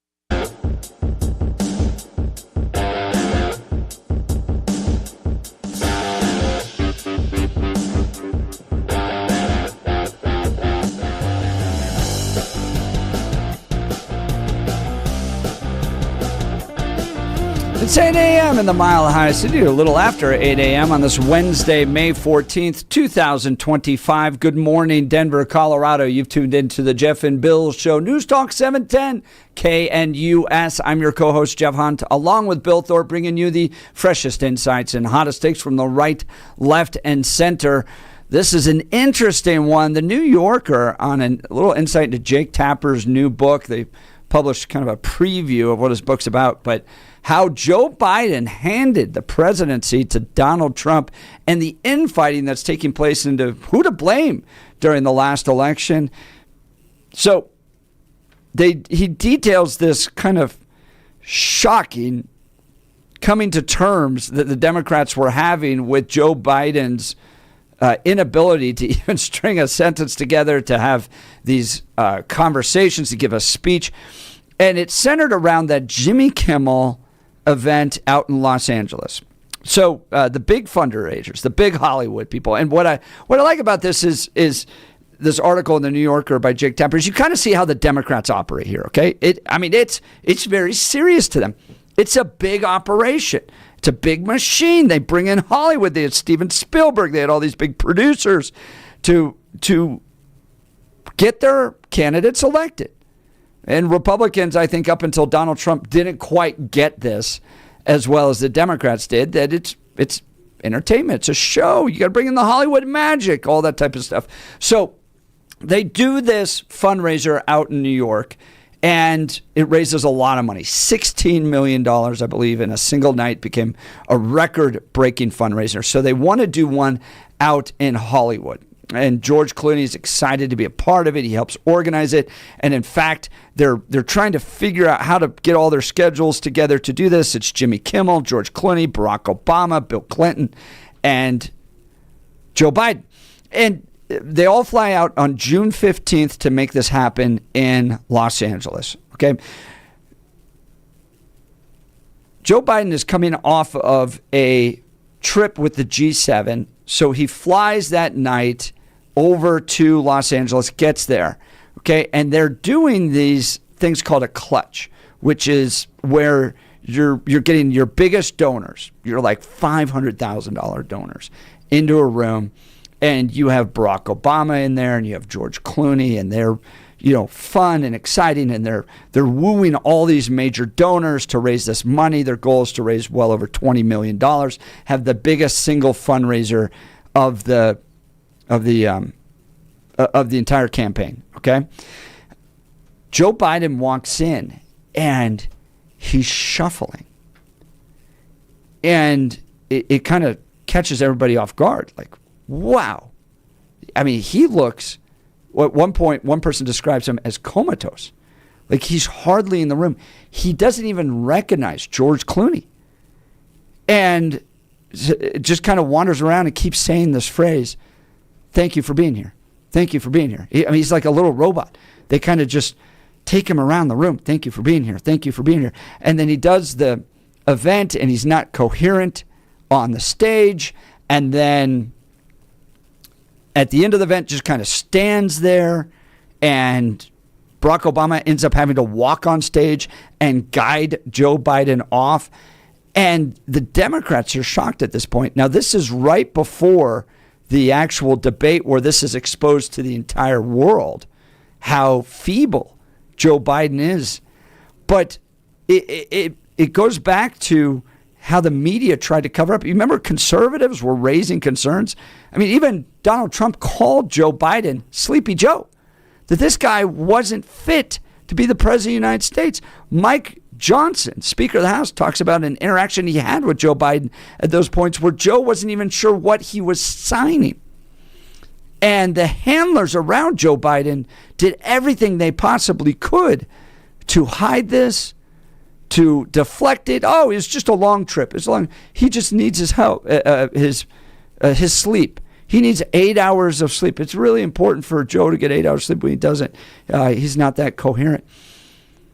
And then the book and the article in the New Yorker gets into the fact that George Clooney has had enough at this point, drafts an opinion piece that ends up finally getting published in the New York Times. You remember that famous piece gets published in the New York Times last summer. but it gets circulated in an effort to try to nudge Joe Biden out. And Joe Biden's top aides are furious at Donald Trump, at George Clooney at this point. Furious at George Clooney for trying to even publish this opinion piece. But George is desperately trying to figure this thing out, knowing that Joe Biden's not going to last another 4 years. And they're even hinting in this book that his handlers were getting ready to transfer him into a wheelchair, take him around in a wheelchair. That's how feeble he was. Now, he finally drops out, and it becomes like a little over 100 days that they give Kamala Harris to be able to try to patch this together. Remember, there's no primary. There's no open convention. They try to essentially coronate Kamala Harris to make her the Democrat nominee. They bring in David Plouffe. They bring him out of retirement. That was Obama's campaign manager in an effort to try to piece this together. And the convention was pretty good. I remember coming out of the DNC convention. I was live in Chicago watching it take place, and was with all the protesters out there. And Kamala came through that convention relatively well. They tried to Oprah-fy her. You remember they had Oprah, she's your gal pal, and then they tried to Obama-fy her. This is a historic election. You're the very first black woman president to become elected. So they go through that whole convention, but ultimately it doesn't work. Meanwhile, if you remember, we were talking about this. I couldn't figure out why Gavin Newsom didn't make a stronger push for an open convention, or Shapiro out of Pennsylvania. And you remember, they didn't even select Shapiro. They picked Tim Walz to be the vice president's running mate. It was bizarre to me to watch the strongest kind of players within the Democrat Party sit this one out and not vibe. Remember, these are people that want to be the president of the United States. They will literally, do whatever it takes to become president of the United States. And yet they're sitting this one out on the sidelines and allowing Kamala. It was almost, and they don't get to it in this piece, but I wonder if Tapper gets into his book, because I think this was the plan all along. They initially wanted Joe Biden to run against Donald Trump because he had beaten Donald Trump in 2020, right? That was their thinking. This is a guy that had already beaten Donald Trump once. Why would we go with anybody else? We'll just push him forward. All right, they see the decline start to happen in real time. They do their best to kind of hide it, thinking that, well, maybe this is just a phase. He'll get through it. He'll get more sleep. We'll win the election, and then, whatever, we can transfer him out and have him resign. But he had already beaten Donald Trump once, and this article gets into that. That's essentially what Joe Biden's closest people were thinking at the time. But then once it's dawned on them and he has the really embarrassing performance on the debate stage, they can't hide it anymore.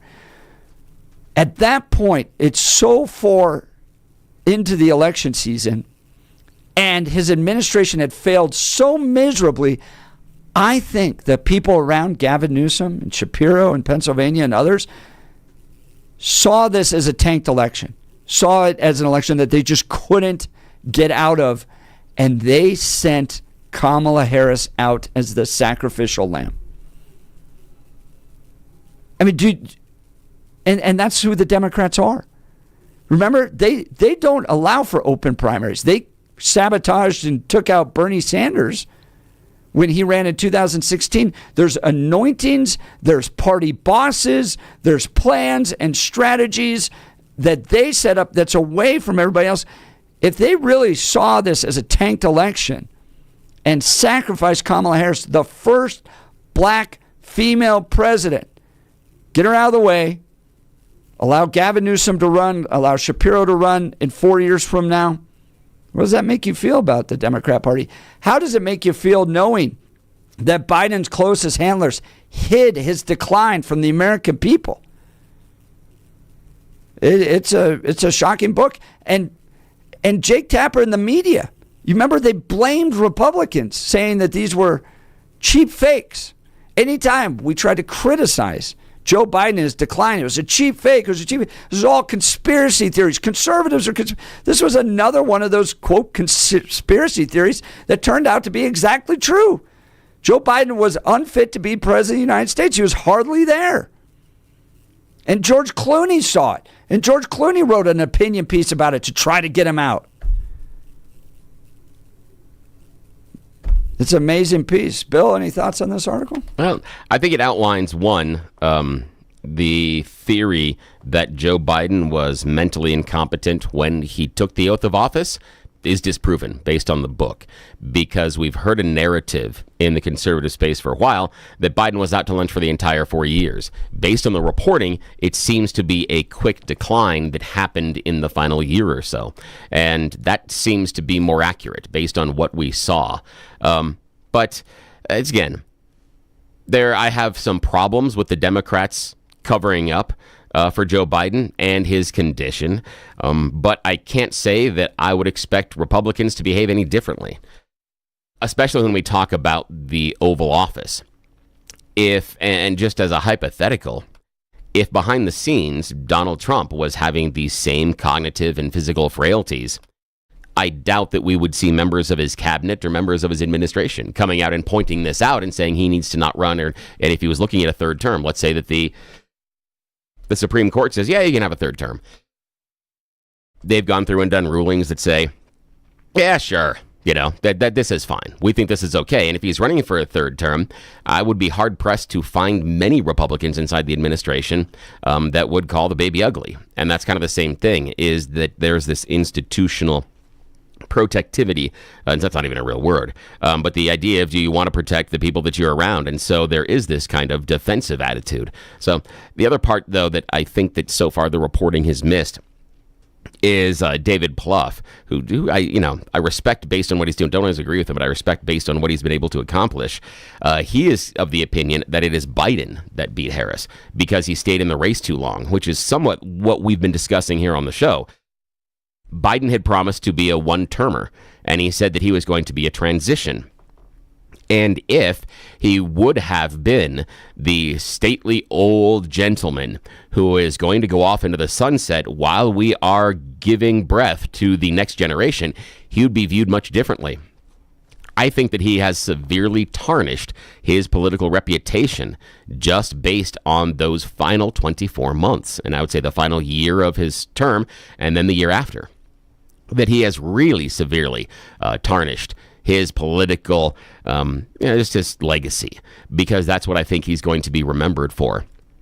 And I do think that you're right that some of I don't know. I think that the Shapiro and the Newsom, them stepping out because they thought it was an S show, I think that may be partially true. But I think the other part is that Shapiro and Newsom also probably read the room and understood that if you go through a primary system, that truncates your campaign as a candidate even more. And so rather than them saying, oh, she's obviously going to lose, I think that the decision making might have put further weight on, I can't run a campaign for president in this time frame. I've won governor. I've seen how long these things take, and I couldn't win governor in this many weeks. Why do I think I can win the presidency in this many weeks? I think that's the issue. Rather than her just being the sacrificial lamb, I think it was, and there may be a horse apiece, and it might just be semantics on that one, that their view of her being a sacrificial lamb was because there's no way I can run a functional campaign over the course of these weeks. That is too much of a problem, and there's no way that I'm going to get the traction that I need to. That's kind of where I'm sitting on this one. But I think that we should have known earlier, but I'm not surprised because I think politicians will necessarily do that for both parties. We have a real life example right now with what's going on with John Fetterman. That's a serious issue as to the reporting that's been going on.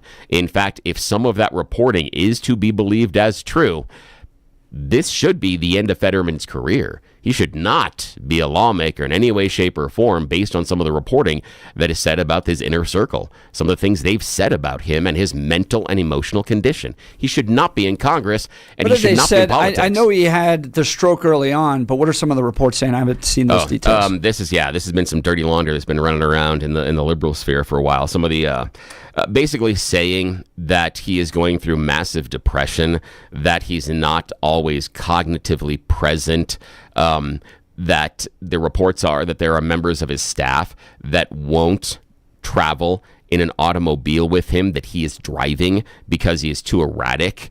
Report of him at one point kind of... I don't know how to describe it mentally, but sort of a switch is flipped and he checks out and wanders into traffic, that he becomes almost like dealing with a bipolar individual sometimes, that there are wild mood swings, that it's difficult at times to stay focused, that the relationship between he and his wife is extremely strained. There are a lot of things, and I don't want to go too far into details because, again, I don't know how much of it at this point true or not. That's the hard part with these, right? Because your political opponents can use it against you, right? Because I could see Democrats don't like the fact that he's kind of moderate on some issues, so let's try to take him out and get a real progressive in. But at the same time, I mean, Yadira Caraveo, right? The Sun reporting she tried to commit suicide twice during the last election.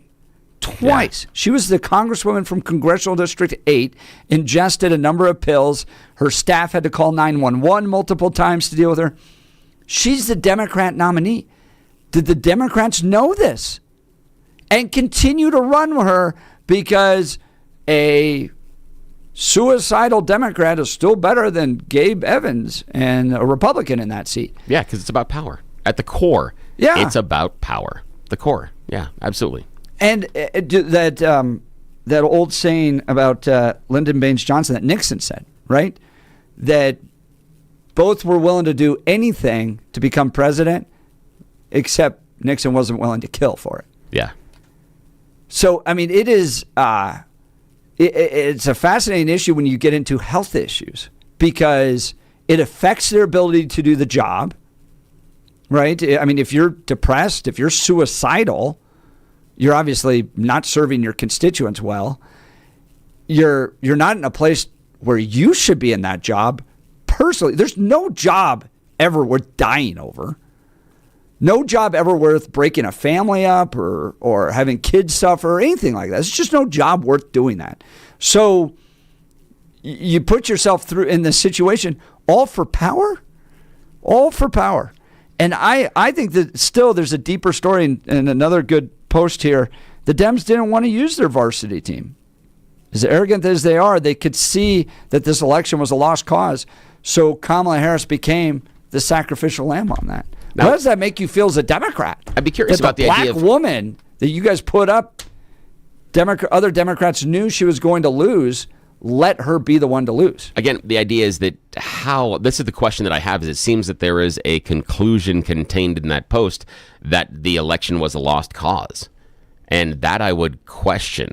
And the only reason... I just look at Shapiro and Newsom going, I think they saw it. Yeah. Well, the thing that I'm looking at is when I'm looking at the idea of lost cause being that the time frame, that it's truncated, that's going to be too hard to run that. Because what I'm worried about is the idea of where that lost cause comes from.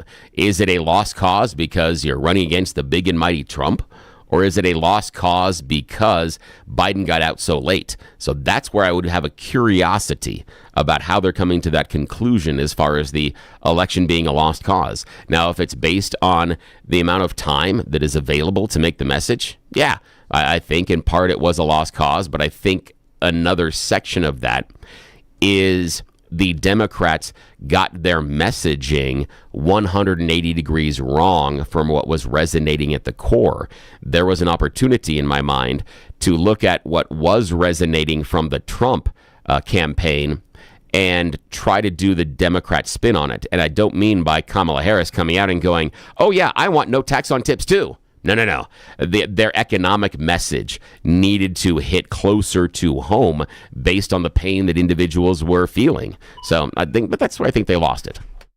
Well, join the conversation. You can hear phone lines are lighting up 303-696-1971 or text us on the Dan Caplis Law text line 720-819-5115. Look, I also want to bring in this issue. No one trusts the media because of stuff like this. The Babylon Bee had a great headline. Jake Tapper, surprised to find out that Jake Tapper hid Biden's decline. Yeah, the media was complicit in all this. Republicans and conservatives, MAGA was out there going, Joe Biden's not fit to be in office. He can hardly string together a speech. And I remember grassroots leaders on X pointing out and hearing from sources that Joe Biden wasn't fit to be in president. That was all listed as some sort of cheap fake and conspiracy theory. Well, chalk it up again. Another conspiracy theory where conservatives were exactly right. Joe Biden was declining, unfit to be president. And I think a lot of those auto-pen signatures should be brought into question, especially in light of this book. Those last few months, did Joe Biden know what he was signing? I'm not convinced at all that he knew what he was doing. And that somebody else was essentially acting as president of the United States. That is a scandal. It deserves to be investigated. Democrats should be held accountable. The media should be held accountable. They hid his decline, and it's all starting to come out. Join the conversation, 303-696-1971. Well, folks, let's talk about the good people at the Colorado Farm Bureau. Whether you pulled out your skis or snowmobiles this last winter, it was a great year for winter fun. But the snow means even more to Colorado agriculture. And I want you to know that our state's farmers and ranchers are doing their part to protect our future water resources. The people of Colorado agriculture always have conservation, efficiency, and reuse top of mind when it comes to water use.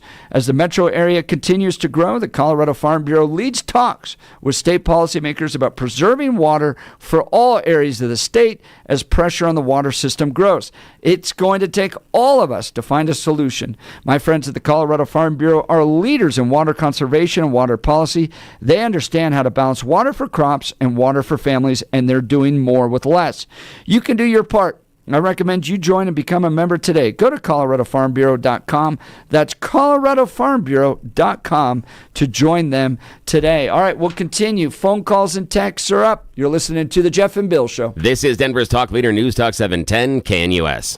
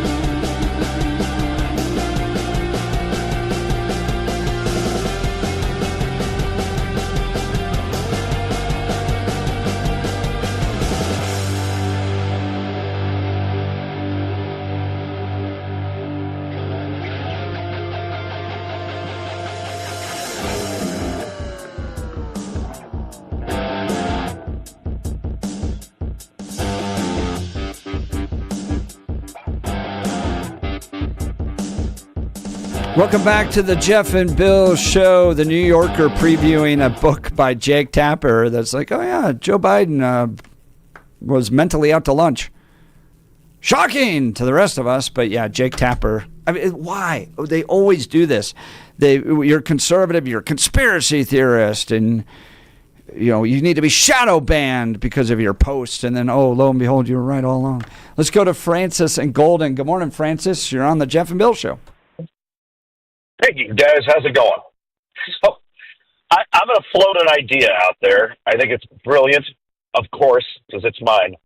But what about having some sort of baseline testing for mental and physical acuity for anyone who's running for some form of national office, maybe even state office? That we have an ability to see if people can function within normal limits. And I think it would make sense. I'm sick and tired of seeing Chuck Schumer soil himself on camera, or having, what's her name, the other aged senator who passed away, not knowing what she's even doing, while in a wheelchair. These people aren't capable of holding office. Yeah, and do you remember Kay Granger? They hid in a nursing home for the last 6 months. She wasn't even voting. It's ridiculous. And you know what? We're not living in the last century where you had Woodrow Wilson with his stroke, whose wife wasn't that who's running the country more or less. I mean, we can't have this happen. It seems clear to me that Joe Biden went around the bend during his term. He didn't run as a mentally not capable candidate. But he clearly, and that's how people get when they get that age sometimes, it can go from, fine to not fine real quickly. And I'm sick and tired of having to, and for that matter, John Fetterman, I wonder about the people who voted for that guy. He looks like a shuffling around homeless bum. And all I can think of is, what does that tell me about the electorate who's voting for him? Where are their heads that they're voting for this guy versus whoever he ran against, who I can't help but think had better, more on the ball than Fetterman has?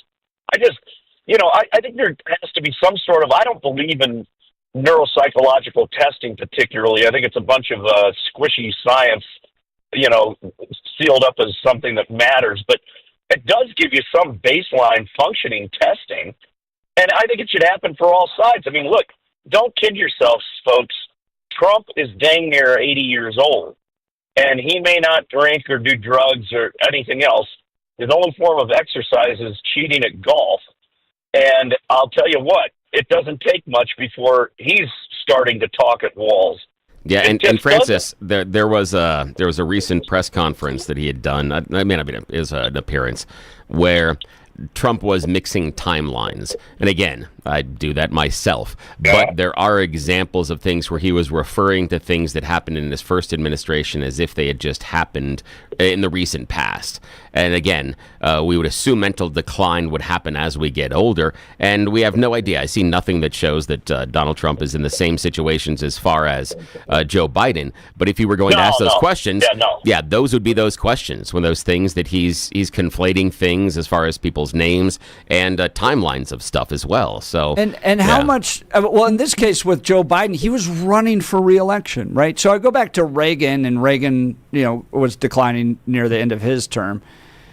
At what point do you just go, well, we're just going to ride this thing out, and because a resignation would create all these issues, and we're 6 months from the end of his term, so let's just ride this thing out. But with Joe Biden, you had somebody that said, no, 4 more years, and reports are coming in that their aides were getting ready to put him into a wheelchair. So I cannot. I think the Democrats in this last election cycle for president, they were a fire drill. I mean, there's no other way around it. I think that they fooled themselves, and they listened to their own kind of nonsense in their own head, and they were listening to people close to Joe Biden who really didn't see him on a day-to-day basis, or who saw him on a day-to-day basis, and they were being lied to. And then when it became apparent I mean, Kamala Harris was the best option they had. They weren't going to be able to dress up anybody else. I don't think there would be any way Gavin Newsom could have gotten ready or anything else. And so Kamala was the best option they had. I don't think it was a intentional, let's knowing we're going to lose the election, run Kamala Harris and say we ran the first female black candidate. That wasn't. You don't think they could have done an open primary? No, I don't think so at all.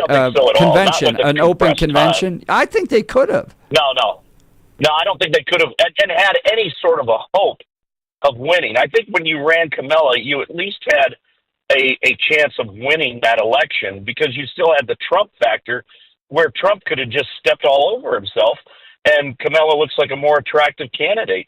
If you notice what happened after Kamala, I mean, Trump, after the Democratic convention, there was a period of time where Trump kind of went into a little bit of seclusion. He then jumped out and started being available again around the debate cycle. But, he kind of laid low. He kind of went to he did the rope-a-dope routine a little bit. And I think that was a smart thing for him to do. He could have blown himself up easily. And all that would have taken was just that little touch of momentum, and Kamala could have maybe gone over the top. I don't know. I mean, we're all talking about second-guessing stuff, but Kamala was their best option. They didn't have any viable option outside of her. And you couldn't. I mean, that's what kills me. I have Democrat friends, obviously, here and there, but they were in a state of denial this time last year about Joe Biden's ability to run for office. They thought he was old Joe Biden. And I'm like, are you watching the same things I am? What? You can't say that. They were in denial. Do you have concerns about what Joe Biden was doing the last 6 months of his presidency? Executive orders he was signing? To Mike Johnson's point, the Speaker of the House, when he had a conversation with Joe Biden, Joe doesn't even remember signing the executive order that they were discussing. I mean, somebody was president of the United States. I don't think it was Joe Biden. No, I agree. Somebody was pulling the levers. Do I have that same concern when Reagan was in his last year? Yeah. I mean, I just think he wasn't as active because I don't think there were people who were able to pull the levers as easily as they are now on both sides. And that scares the pants off of me because I think, look, I think there's just way too much, how do I describe it? There's too much who's up nextism on some of these offices. And, you need to get some fresh blood moving. Yeah, and I just attribute that to a low-informed electorate that checks in about 2 weeks before an election and goes, oh, that name looks familiar. I'll vote for him. Francis, appreciate the call. Thanks so much. We got full phone lines. You can quickly jump in on Francis's line if you want. 303-696-1971. 303-696-1971. Or text us on the Dan Caplis Law text line 720-819-5115. Let's talk alarm detection systems. We got these DAs out there that won't prosecute anybody. So you got to protect your business yourself. People to do that, alarm detection systems for the highest level of service and expertise. I want to qualify that because George Brockler will prosecute the bad guys. But this DA in Arapahoe County won't. All right, sorry. Think about the time you could use saving one source for your cameras, keycard access, and fire intrusion systems. ADS offers expert alarm installation and testing by highly trained technicians, 24/7 professional monitoring, same day or next day service upon request because downtime isn't an option, dedicated teams for cameras, access control, and fire alarms, and over 300 security professionals working for you. Choosing ADS means your business stays protected and will be ready to open tomorrow. They combine human monitoring with the latest AI camera technology to prevent crime in real time. They're trusted by small and large businesses, including many Colorado schools, and their security experts will review your system for free. Go to adsalarm.com and schedule your appointment today. adsalarm.com, the first choice of Front Range and Colorado businesses, alarm detection systems, adsalarm.com. All right, let's go to the phone lines. Jack in Wyoming. Good morning, Jack. You're on with Jeff and Bill. Hey, good morning. Yeah, I've said this a million times. I strongly disagree with it. The Democrats don't have a bench to draw from. They are selectively pushing away anybody that is not communistically sympathetic. And they could have run RFK Jr., but he doesn't qualify for them because there's not a communist bone in his body. That's the qualifier. If you're not a commie, they're not going to run you. Or unless you're somebody that they can control and they can push their communist agendas through somebody like a Biden. And that's their criteria. That's what drives the Democrat Party right now. Jack, how long do you think that's been the criteria? It's been a long, long time. It goes back to Al Gore. Al Gore was a communist man under Arm and Hammer. Okay. And then when he died, and when Arm and Hammer died, couldn't fund Gore. Gore didn't have the money to win the election. Then they had to create an immediate communist takeover, and that was Barack Obama. So unless they can get another Barack Obama or another Al Gore, you're not going to have a candidate on the Democrat side that has a little bit of a consideration what the old Democrat Party used to be. Okay. That's done. When does the communism kick in then? When should we expect to see it? When does it? Yeah, when? Well, they've been trying to do it for 100 years. When does it kick in? They failed. No, when? I know, but the idea is you told that they did it, and they had the It's Obama here administration. already. It is? I don't think 100%. You ever read the Have you ever read the Communist Manifesto? Yeah, but okay, so the opening page of the Communist Manifesto is all of history is a battle between the oppressor and the oppressed. That is our education system, that's our politics, that's our media. Everything is oppressor versus oppressed. No, I disagree. That's your world filter, and I can see why, but I disagree Billy, with that. one The more idea, comment. no, Jack. The issue being that we had Obama, and there's 8 years, and you said that he was a great communist, etc. We didn't have communism coming out of that. We didn't have communism coming out of Biden. I have heard this communism trope since my childhood. That all of a sudden this group is going to no, it's not. Yes, it is. Not even close. You think we live under the same type of 100%. regime that they had in the Soviet Union? You think so? Billy, really? Not all the way there, but that's the communism. That's the communism. Where is it? Billy.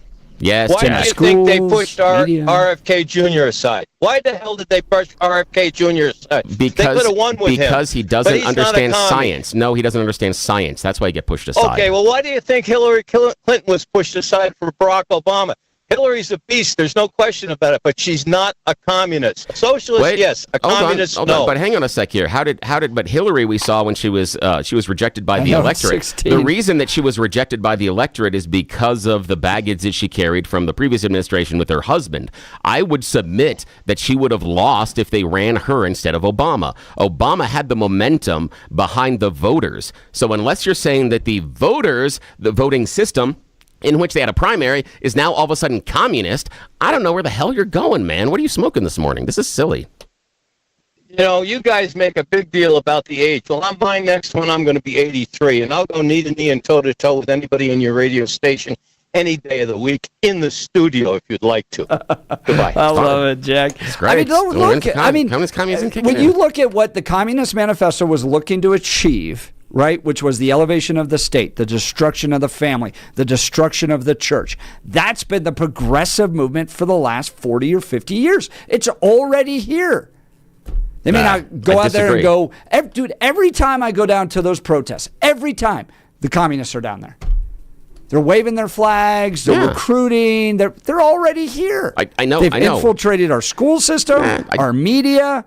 No, I disagree. Democrats may not go where the communists view the Democrats as their means to an end. We saw what happened when we had socialists that got onto the Aurora City Council. They view them as a means to an end, just like there are people that will vote for Republican candidates that view them as a means to an end, but they're not necessarily Republicans. That's kind of how it goes. There's a difference between the Democrats and the communists. If you really, really, really believe, there's a difference between the Democrats and the communists. Yes, there is. So you believe that someone like a Nancy Pelosi, that she's communism, that she's going to give up her millions and millions of dollars and she's going to look at the idea of socialism. Yeah, sure. That's how communists operated in the Soviet Union. Yeah. The elites always had money. So just because they're an elite and believe they're communists doesn't mean they want to hoard wealth. That's exactly what they did in the Soviet Union. But the issue is you have to convince the idea that the millionaires are then going to implement that system. And I just don't see it. I don't see that system. I understand that we have this opinion based on our worldview that there is this indoctrination going on inside of the schools. But where are all the communists then? How come all these kids coming out are not communists? If the schools are so good at this, they absolutely are. No, they're not. Yes, they are. They may be liberal, but that's not the same thing as being a communist. It's different. No, today's progressive is totally different than a 60s progressive. Totally different. Because they are still not communistic. No, they're not. They're not communists. All right, let's talk about our friends at L&L Heating and Air Conditioning. The debate's hot in the studio today. Thank God we have good air conditioning. The best out there is L&L Heating and Air Conditioning. We had them come install a new air conditioner at our house, a new furnace, and they nailed it. Okay, one-day installation, no stress, personal service. It wasn't some guy in a busted up white van showing up with an air conditioner he bought second rate. These are professionals, professional vans, professionally dressed, professional installation, personal service from start to finish, and they even followed up to make sure everything was perfect. Now our home is finally comfortable no matter what the weather, and with L&L Heating and Air Conditioning, we've even got more peace of mind.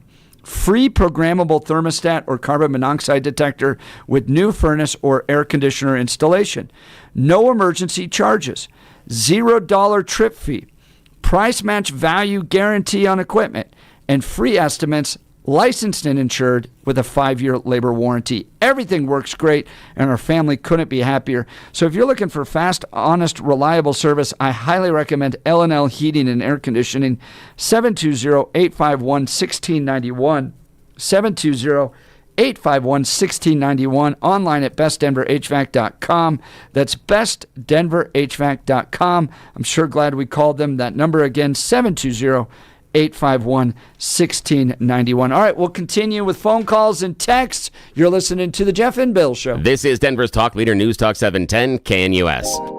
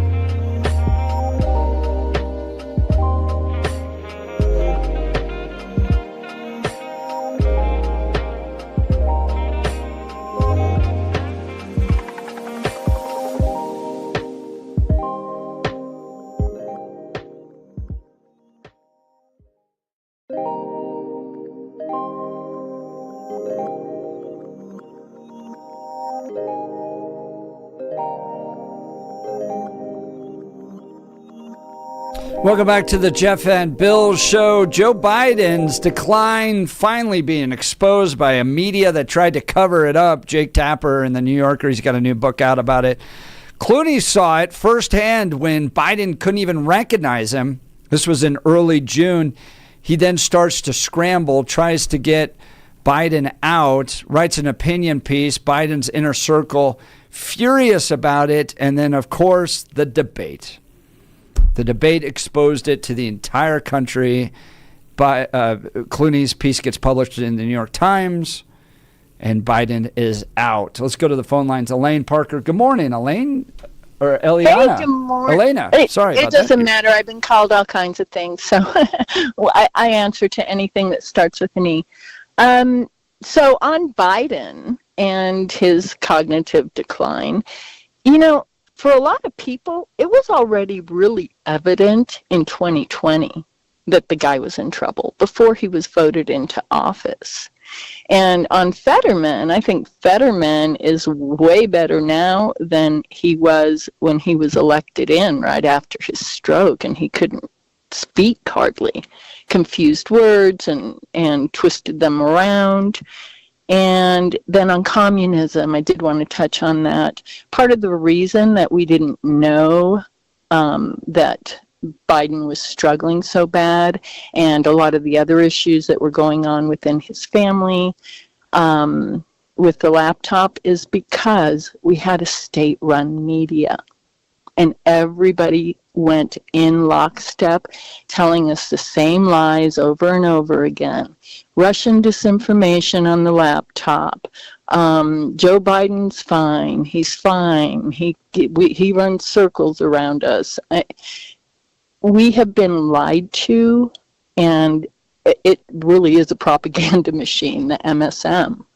Who do you think the mainstream media is a state media? Oh, in large part, a lot of what they've done. Not that I think they're 100%, but we had in the what Twitter way though? How do you files define come that? out. Okay, well, we had the Twitter files come out, and they tell the media what to say, and the media says it. That's not what the Twitter files said at all. With respect, not at all, Elena. And even Matt Tiabi, who was one of the first journalists to report on that, said in the reporting on the Twitter files that the government never forced Twitter to do anything. These were all requests that were made by the White House, requests that were made by the Biden campaign, and requests that were made by the Trump campaign. And the mafia never forces you to do anything. They just strongly request it. No, exactly. I'm pretty sure those companies felt that it was a little bit more than a request, and the same with the CNN. But Elena, that doesn't make them or Jeff. That doesn't make them an arm of the government. Nor does it mean that they took the marching orders from the government. We have real time reporting that Twitter pushed back on it, didn't do everything, and the requests that were made by both campaigns and the White House and the Trump White House made requests of Twitter to remove items as well.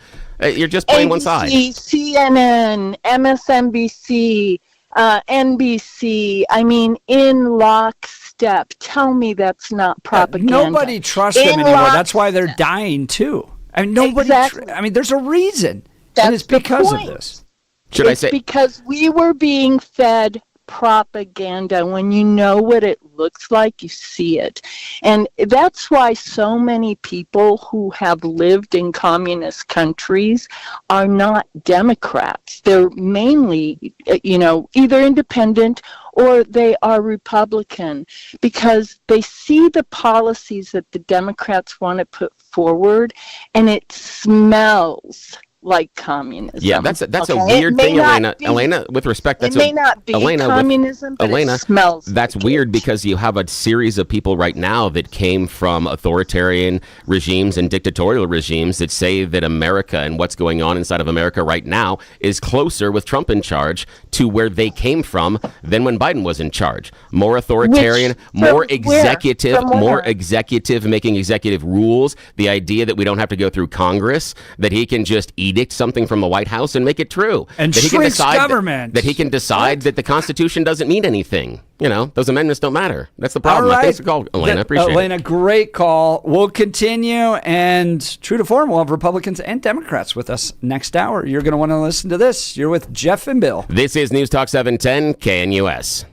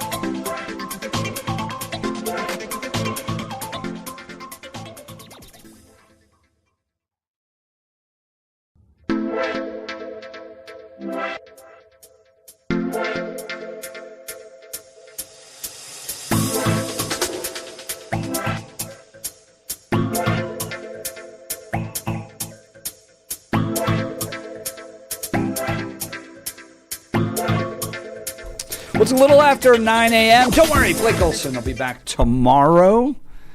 He's recovering from a little procedure, but he'll be back. Why was he in Trinidad? Do you know? And he changed his name? Just giving you a hard time, Blake. We've got coming up here in just a second Representative Regina English and Representative Brandi Bradley. If you remember, they worked on a bill down at the state capitol that would have required jail time for anybody that sexually assaulted a child. Well, Douglas County Sheriff's Office detectives with the Special Victim Unit recently arrested a 49-year-old in Littleton on 2 counts of sexual assault on a child by one in a position of trust. This guy was a teacher hired by the Douglas County School District in 2014 and most recently worked at Roxborough Intermediate School. And the police are asked, this guy just looks like a creep. I don't even know how these guys get hired. Isn't there spidey sense? But anyways, go off around these creeps. Brandi Bradley was nuclear on X yesterday. This will continue to happen, she says. Rep. English and I tried to pass a bill that put, hey.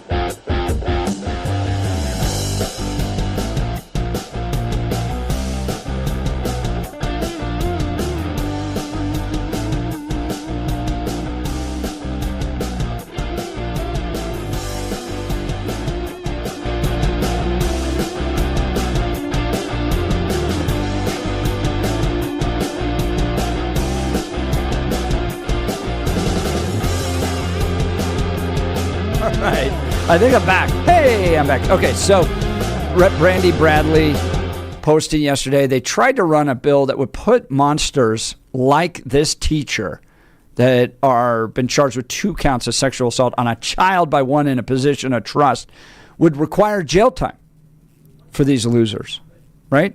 Because in Colorado, believe it or not, you can rape a child and end up in probation. So, just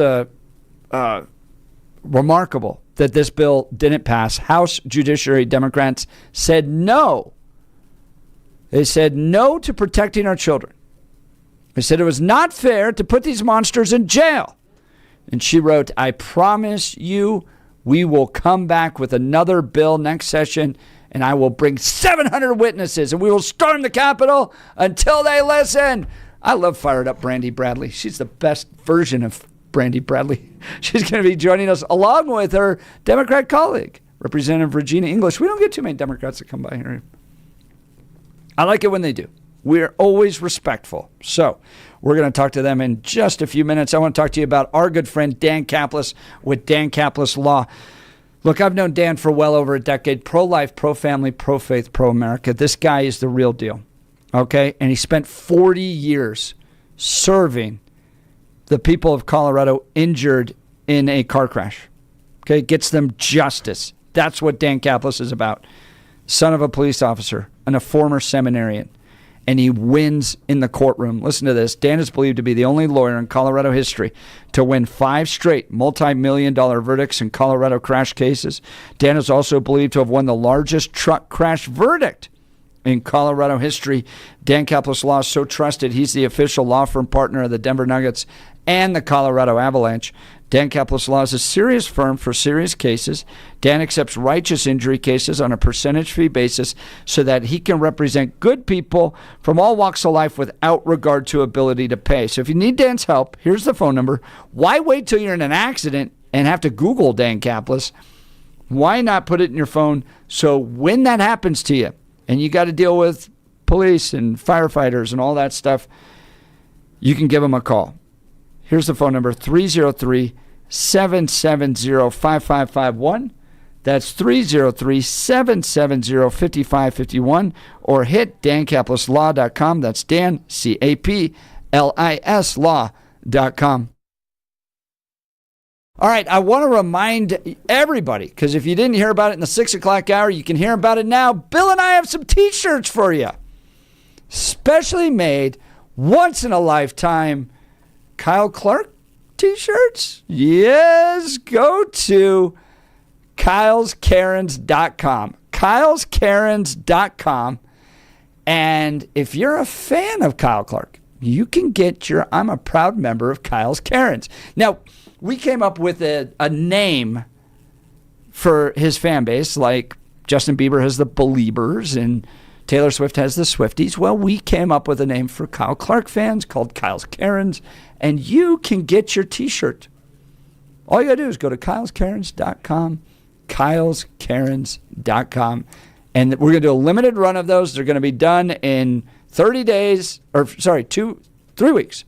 3 weeks. So you have 21 days from this Friday, June 6th.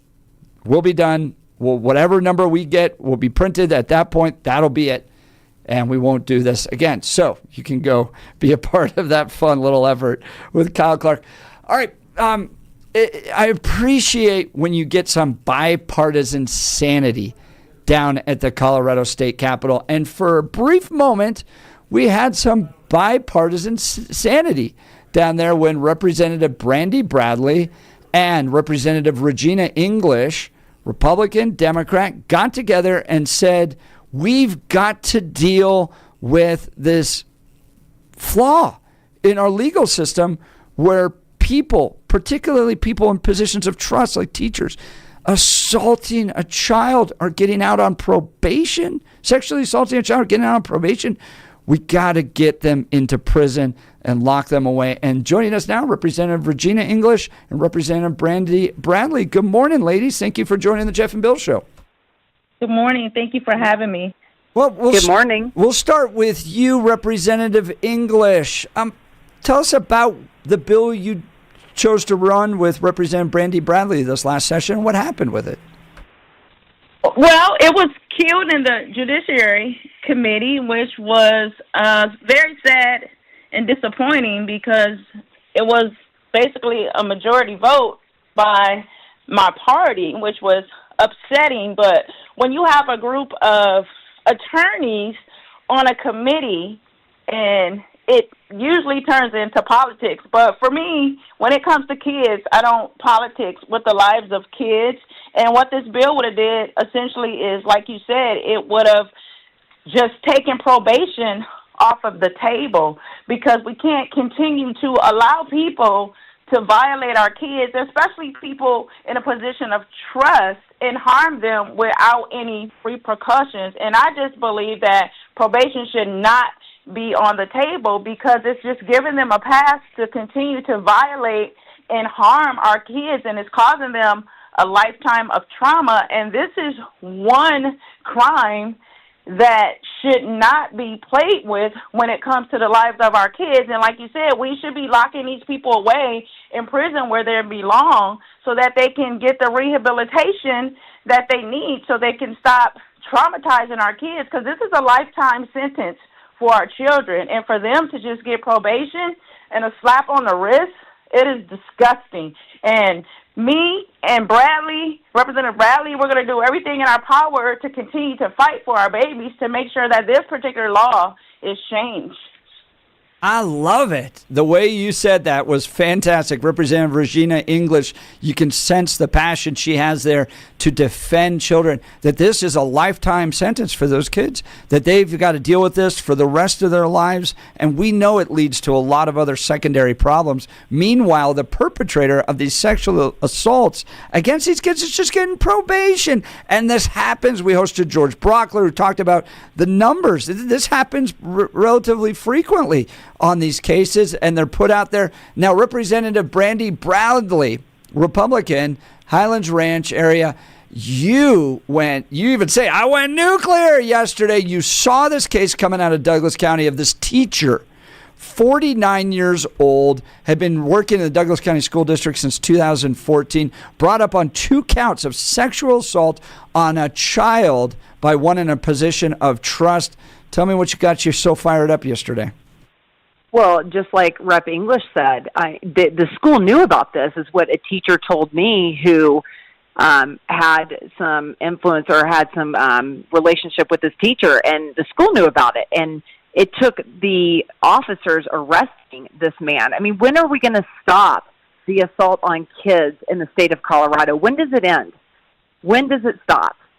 I'm so tired of it, Jeff. I'm so tired of our children being pipelined into the criminal justice system because they've been harmed by adults. When do we stop doing this? And Representative Bradley, I mean, what did you hear from this committee for the reason to kill this bill? Why wouldn't we want to make it mandatory that if you sexually assault a child, you go to jail? What is so absurd about that notion that the leaders of this committee, primarily led by Democrats, chose not to support your bill? It was a bipartisan bill.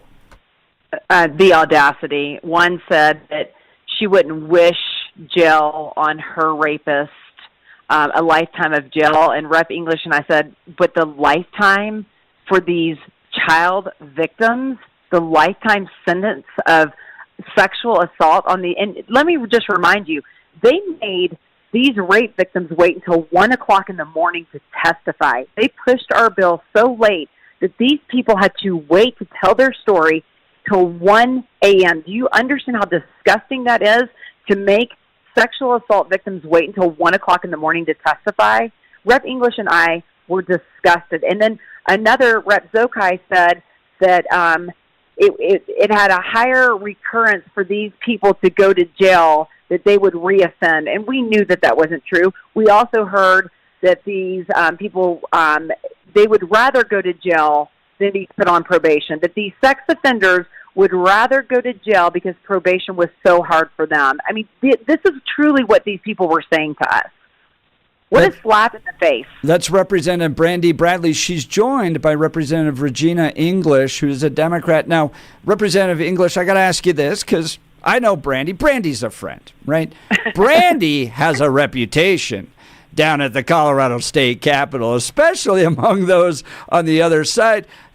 We wouldn't say that Brandi is necessarily famous. She's notorious. You're willing to cross over the partisan divide to work with Representative Brandi Bradley. Tell me about your motivation, Representative Regina English. You know, my motivation is just being people-driven and passionate about changing the lives of people in a meaningful and thoughtful way. And I'll tell you really quick, a quick story that I just shared with Representative Bradley that she didn't remember when we first went to our new orientation for legislators, and she introduced herself to me, and she said, but I'm a Republican. We'll never work together because you're a Democrat. And we laughed about it, and I said, wait. I said, do you care about family? Do you care about kids? Do you care about people? And she said, well, yeah. I said, well, we'll most definitely work together.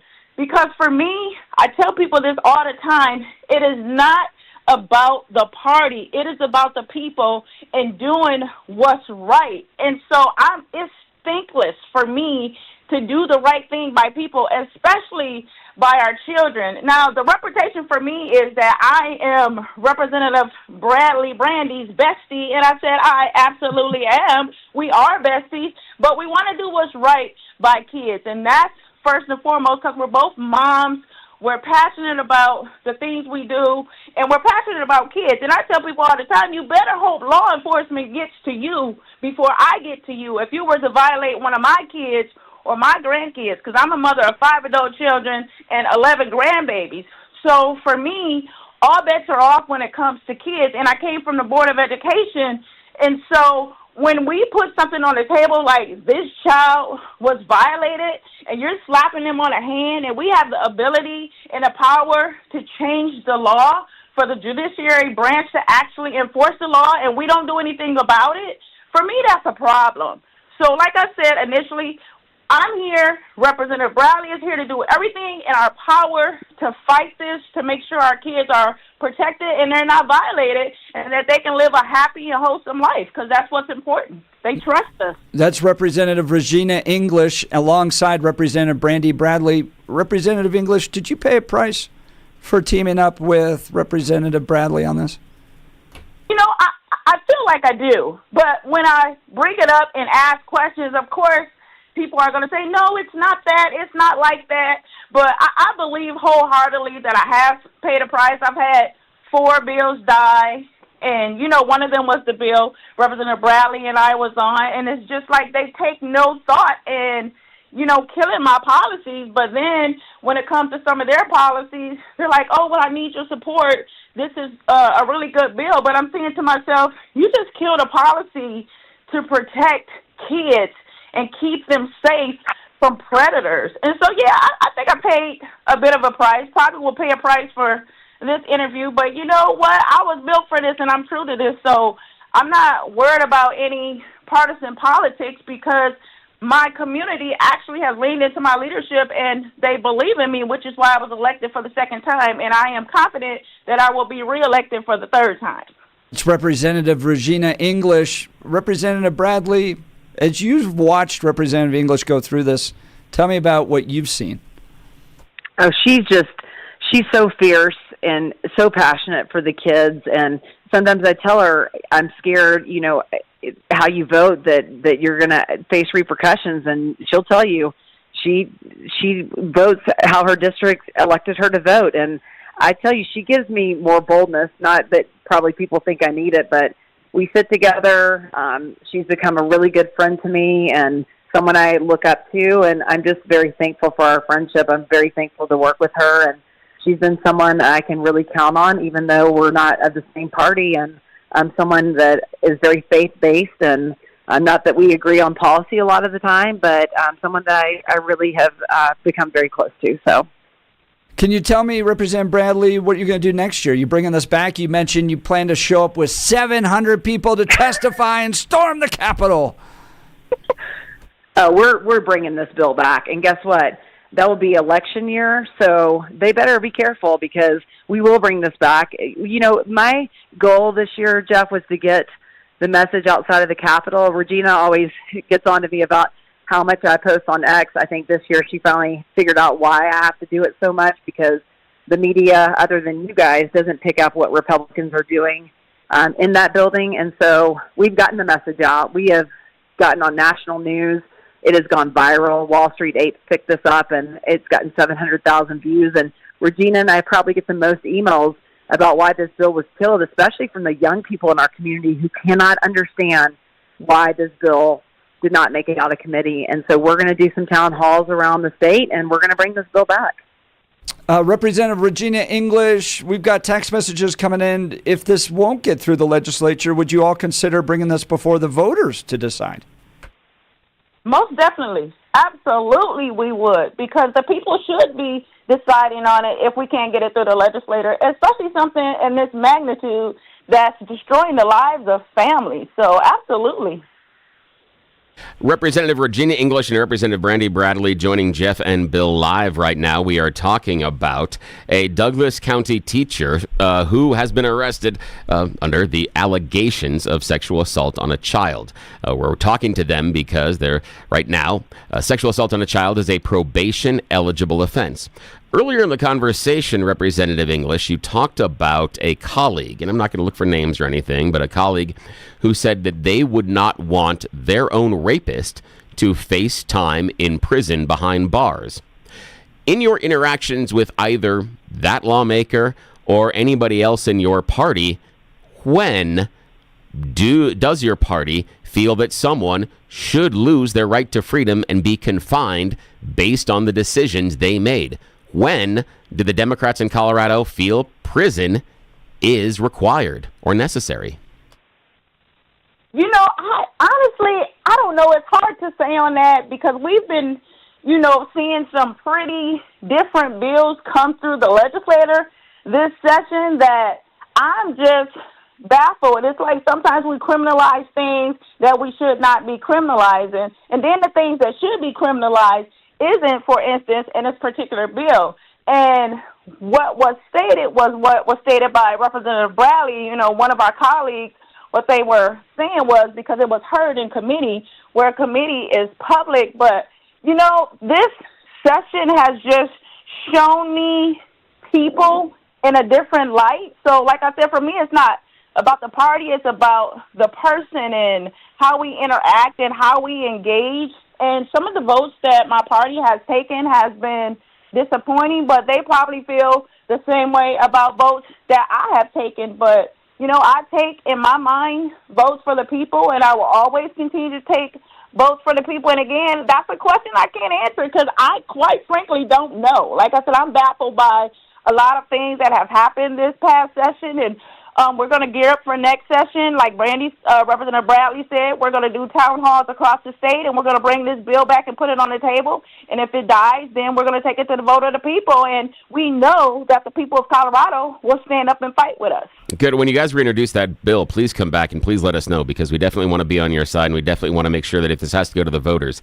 that we are an outlet that can help hand you a megaphone for that one. Because that's kind of the question that I have, Representative English, and Representative Brandi Bradley and I have talked about this as well, is the idea, and it goes back to John Locke, goes back to Aristotle and Plato and a bunch of others, but the idea of a social contract is, what is the Democrat version of a social contract here in Colorado at this point? And that's basically, we agree to give up some personal freedom in order to benefit society, because as a whole, society needs to move forward and we all need to coalesce.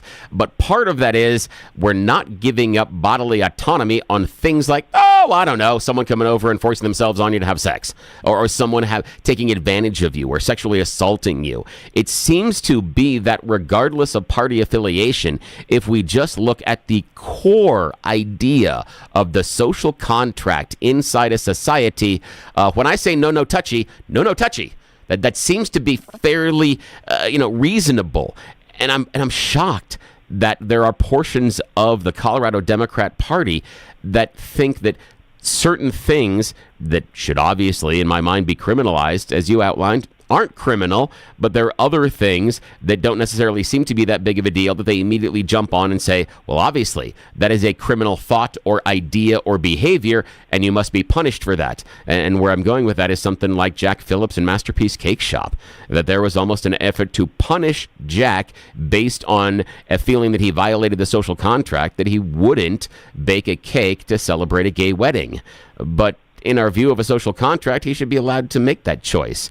But the one choice that Jack Phillips, myself, Jeff, Regina, or Representative Brandi can make is sexually assaulting someone. That's a no-no. We can all decide based on the fact that we're a society that's not good. But according to the Democrats, we need to give you a cookie, a glass, and milk and understand why you wanted to touch that person. I don't get it. I just don't get it. Well, and I'll tell you, Bill, I'm sorry, Regina. I'll tell you, Bill, a lot of things that they had a problem with on the Judiciary Committee is indeterminate sentencing. But what Regina and I both brought forward, along with CDAC, was that they're not people sentencing to life. We brought statistical evidence that indeterminate sentencing, a lot of these criminals were maybe in jail for 2 to 6 years for the rape of a child one time. Now, people that were in jail for other really horrific crimes, I think the longest person in jail in Colorado was in jail for 23 years.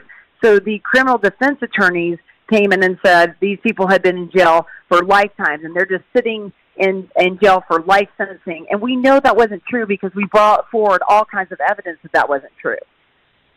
So we took away all of their theories. I mean, they brought horrible statistics, and we took away all of their misinformation, and it still wasn't enough. They let the criminal defense attorneys determine the outcome of our bill.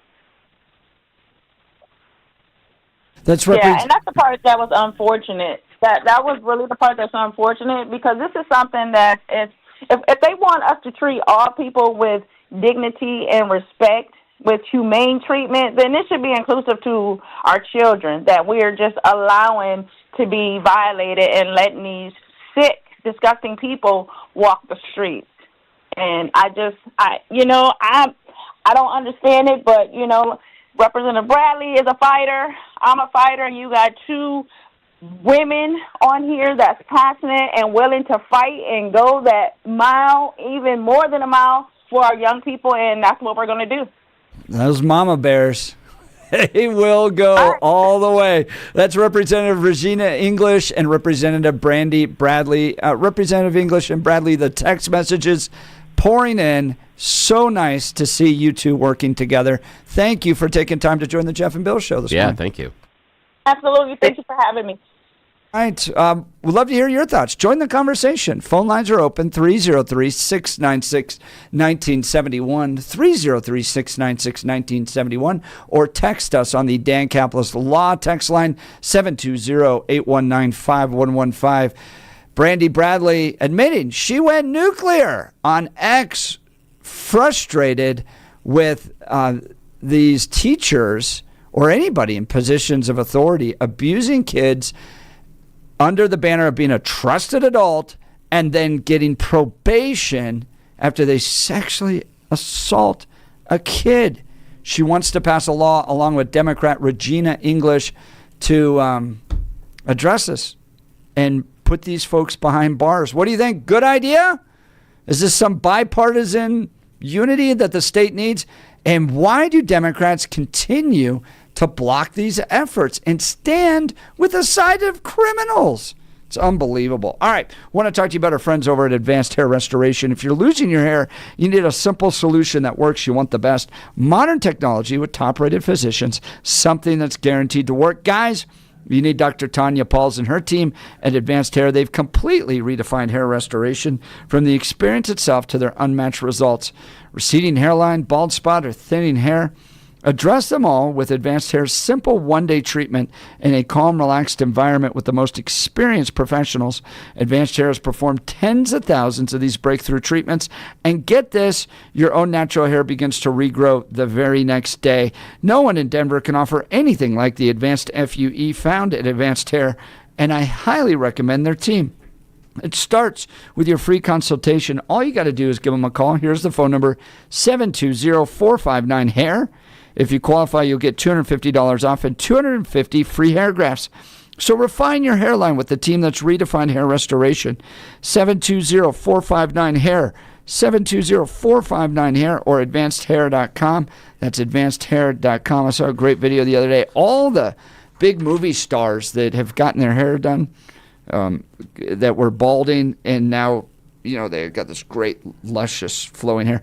It happens to us, guys, so don't be embarrassed. Call advancedhair.com. Get the treatment. They're offering those special deals. Start to look good, and it'll improve every aspect of your life.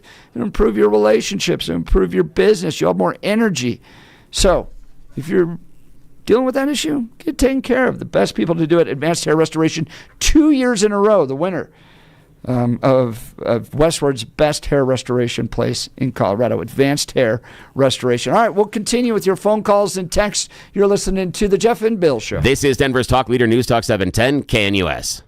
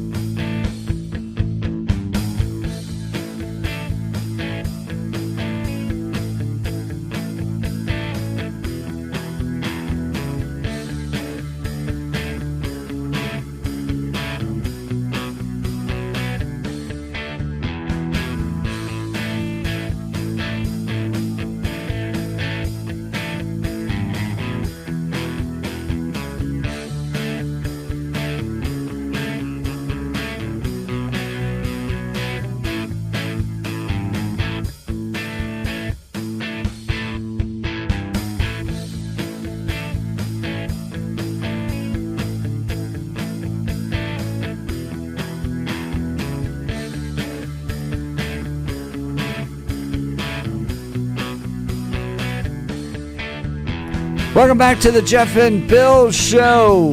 Saturdays on 710 KNUS are always a ton of fun. You got John Caldera from 7 to 9, and then from 9 to 1, you have Pete Boyles, the legendary Peter Boyles. And what a gift to be able to have him in studio. He always comes by, helps us preview what he's going to be doing this weekend, so you can be sure to set your schedule to tune in to listen to Pete 9 to 1, 710 KNUS on Saturdays. Pete, thanks for joining us this morning. Thanks, Jeffy. This is a big one. And Billy and I worked on this story, and there was a white supremacist gang, there is one, inside of the penitentiaries across the country. And the Colorado prison chief, his name was Tom Clemens, was murdered by a member of this organization by the name of Nathan Leon.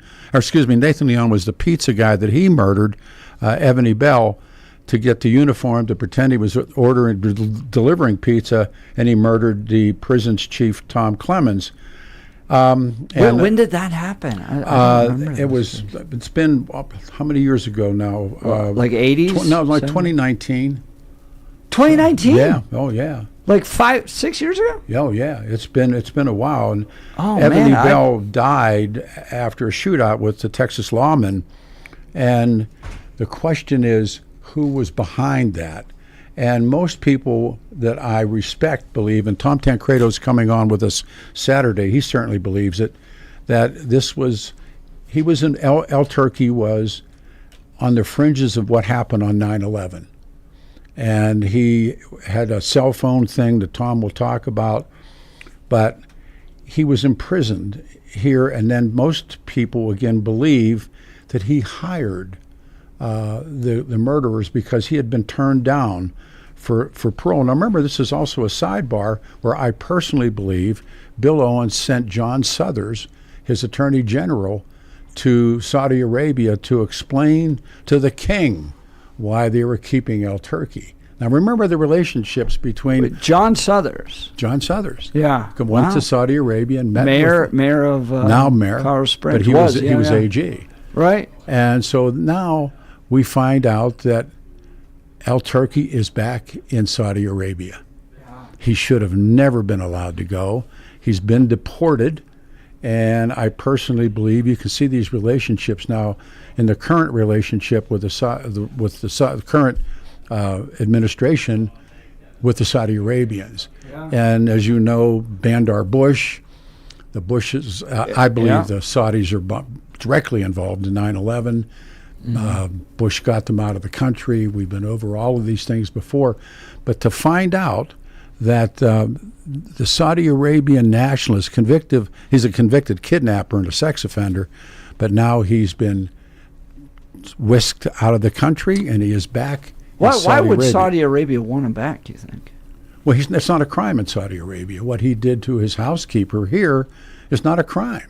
When they talked about him returning, because one of the reasons Suthers apparently goes there is to say, look, in the Saudi system of males, she's fair game. She was the housekeeper, and he could do with her as he wished. So El Turkey is now back in Saudi Arabia.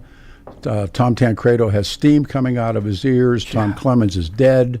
God only knows. And then it goes back into the Arapahoe County, where the district judge, his name was Robert Blackburn, dismissed the name-clearing issue on El Turkey. This has so many. And by the way, the parolee, Evan Bell, who is the suspected killer of Clemens, his father has a direct connection to John Hickenlooper.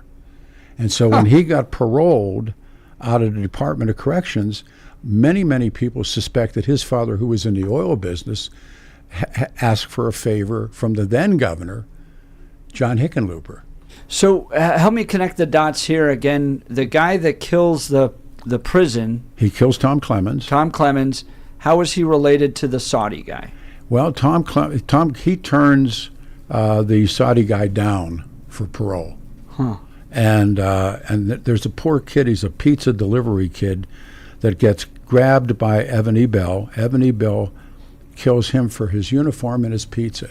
goes to Tom Clemens' house, door knocks, pizza, and what's interesting about that is that's how the cops captured El Turkey. They pizzaed up, went and knocked on his door. He answered the door, and they snatched him.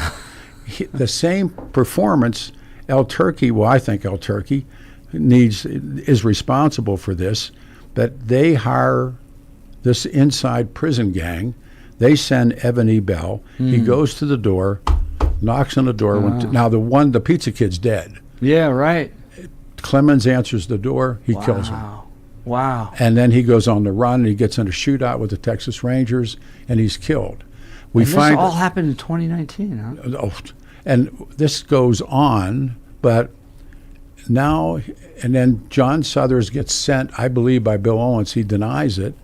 Why else? I mean, I think the Bushes make the call, and they say, go explain this to the king.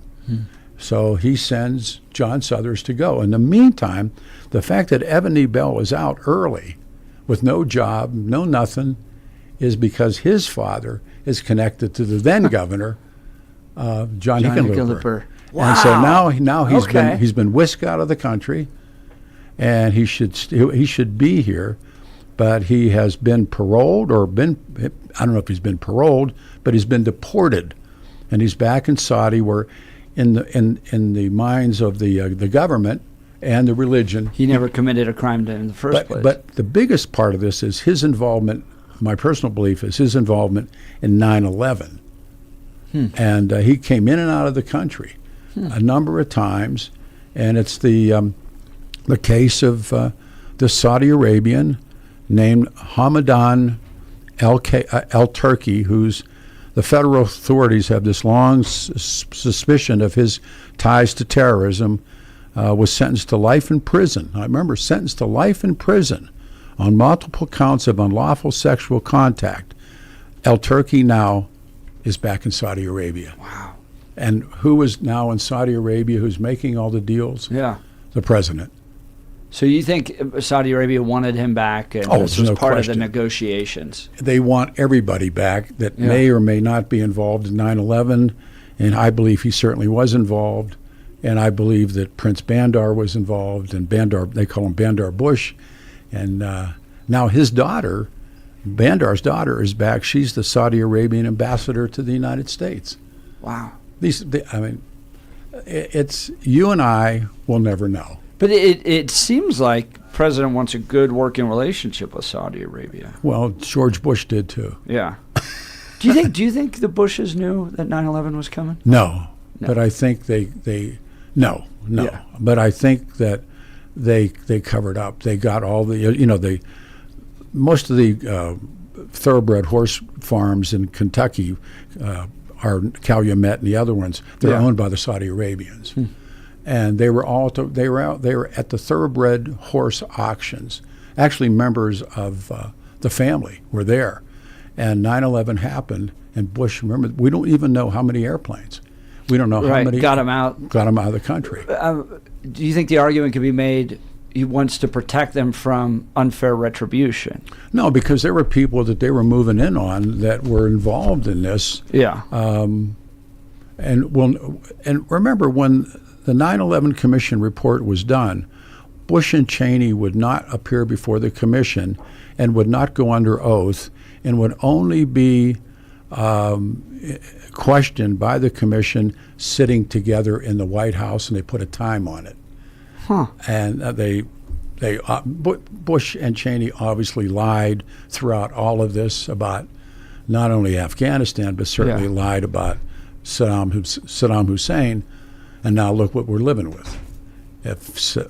When you look at the connection then between Osama bin Laden and the Saudis, what do you see there? He doesn't. He calls them. I read Osama. Osama called them the parasite princes. The idea of there's a movement, and it started with Gamal Nasser, called Baathism, and it's the oil belongs to all of us.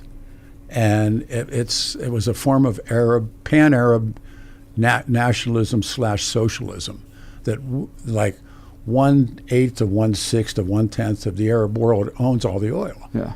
And Egypt has no oil. Jordan doesn't have any. And so the idea of oil belongs to us all. So when the Saudis let the American soldiers step on the sand, and remember when you read Osama, the Israelis are not they're on the list, but they're not at the top of the list, and Zionism is not on the top of the list. Mm-hmm. He calls them the parasite princes, that they allowed the sacred sand of Saudi Arabia to be trampled on by the infidels, and that sets it off. He's also Osama bin Laden organizes the attack, but I know a number of the attackers are from Saudi Arabia. All of them. But were all of them? Not all but two. Yeah, all but two. Yeah. But then, what's the connection to the princes then in the royal family? Well, he hates them. Yeah. But he also knows that the enemy of Islam, of that version of his thought, is the United States of America. But Saudi Arabia is not funding that attack. Sure, they did. There's checks. There was money given by Bandar's wife. The first two murderers, hijackers that arrive in the United States come out of Indonesia, and they come into San Diego, and they're met and they're given, they call it no-show jobs in the mob. Yeah, they're working for the Saudi Airlines, but the one survivor, the one that doesn't get in the country, his name will come to me. He had Bandar's cell phone number in his cell phone. They were talking. Bandar's wife, and I believe her name was Fatima, she had given money to those two murderers in San Diego. So even though bin Laden and the Saudis don't like each other, they're still... It isn't that they don't like each other. It's he sees himself. They call themselves the Afghan Saudis. The Afghan, and they would go and although he makes claims that he was this fighter, he comes very late to the game.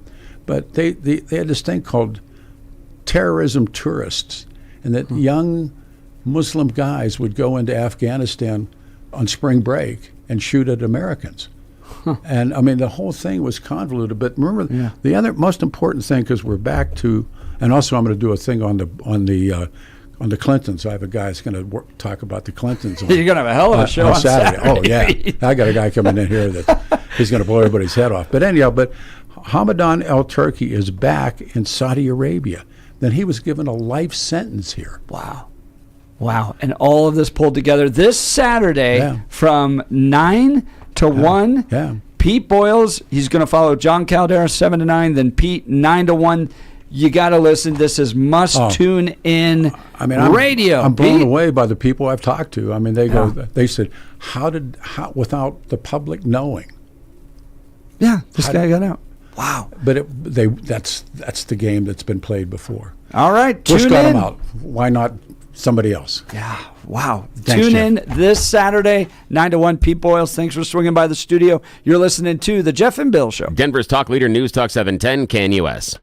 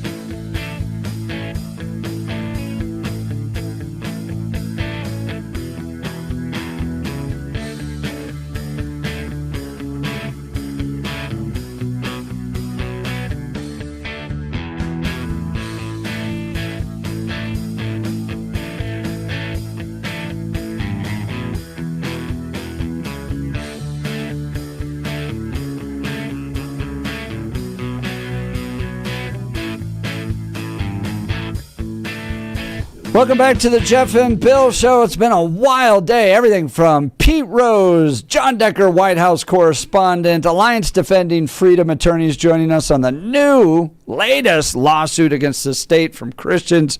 This one, Arapahoe, a great Christian camp, and they're now fighting for the right to, shockingly, uphold their religious values of boys in boys' restrooms and girls in girls' restrooms. We talked about Joe Biden's decline, and then we had a Republican and Democrat representative join us, united to try to change our laws to penalize adults that sexually assault children. So if you missed any of these conversations, go to 710knus.com to download the podcast. We'll be back tomorrow along with Blake Olson. You're listening to The Jeff and Bill Show. This is 710 KNUS. Have a good day.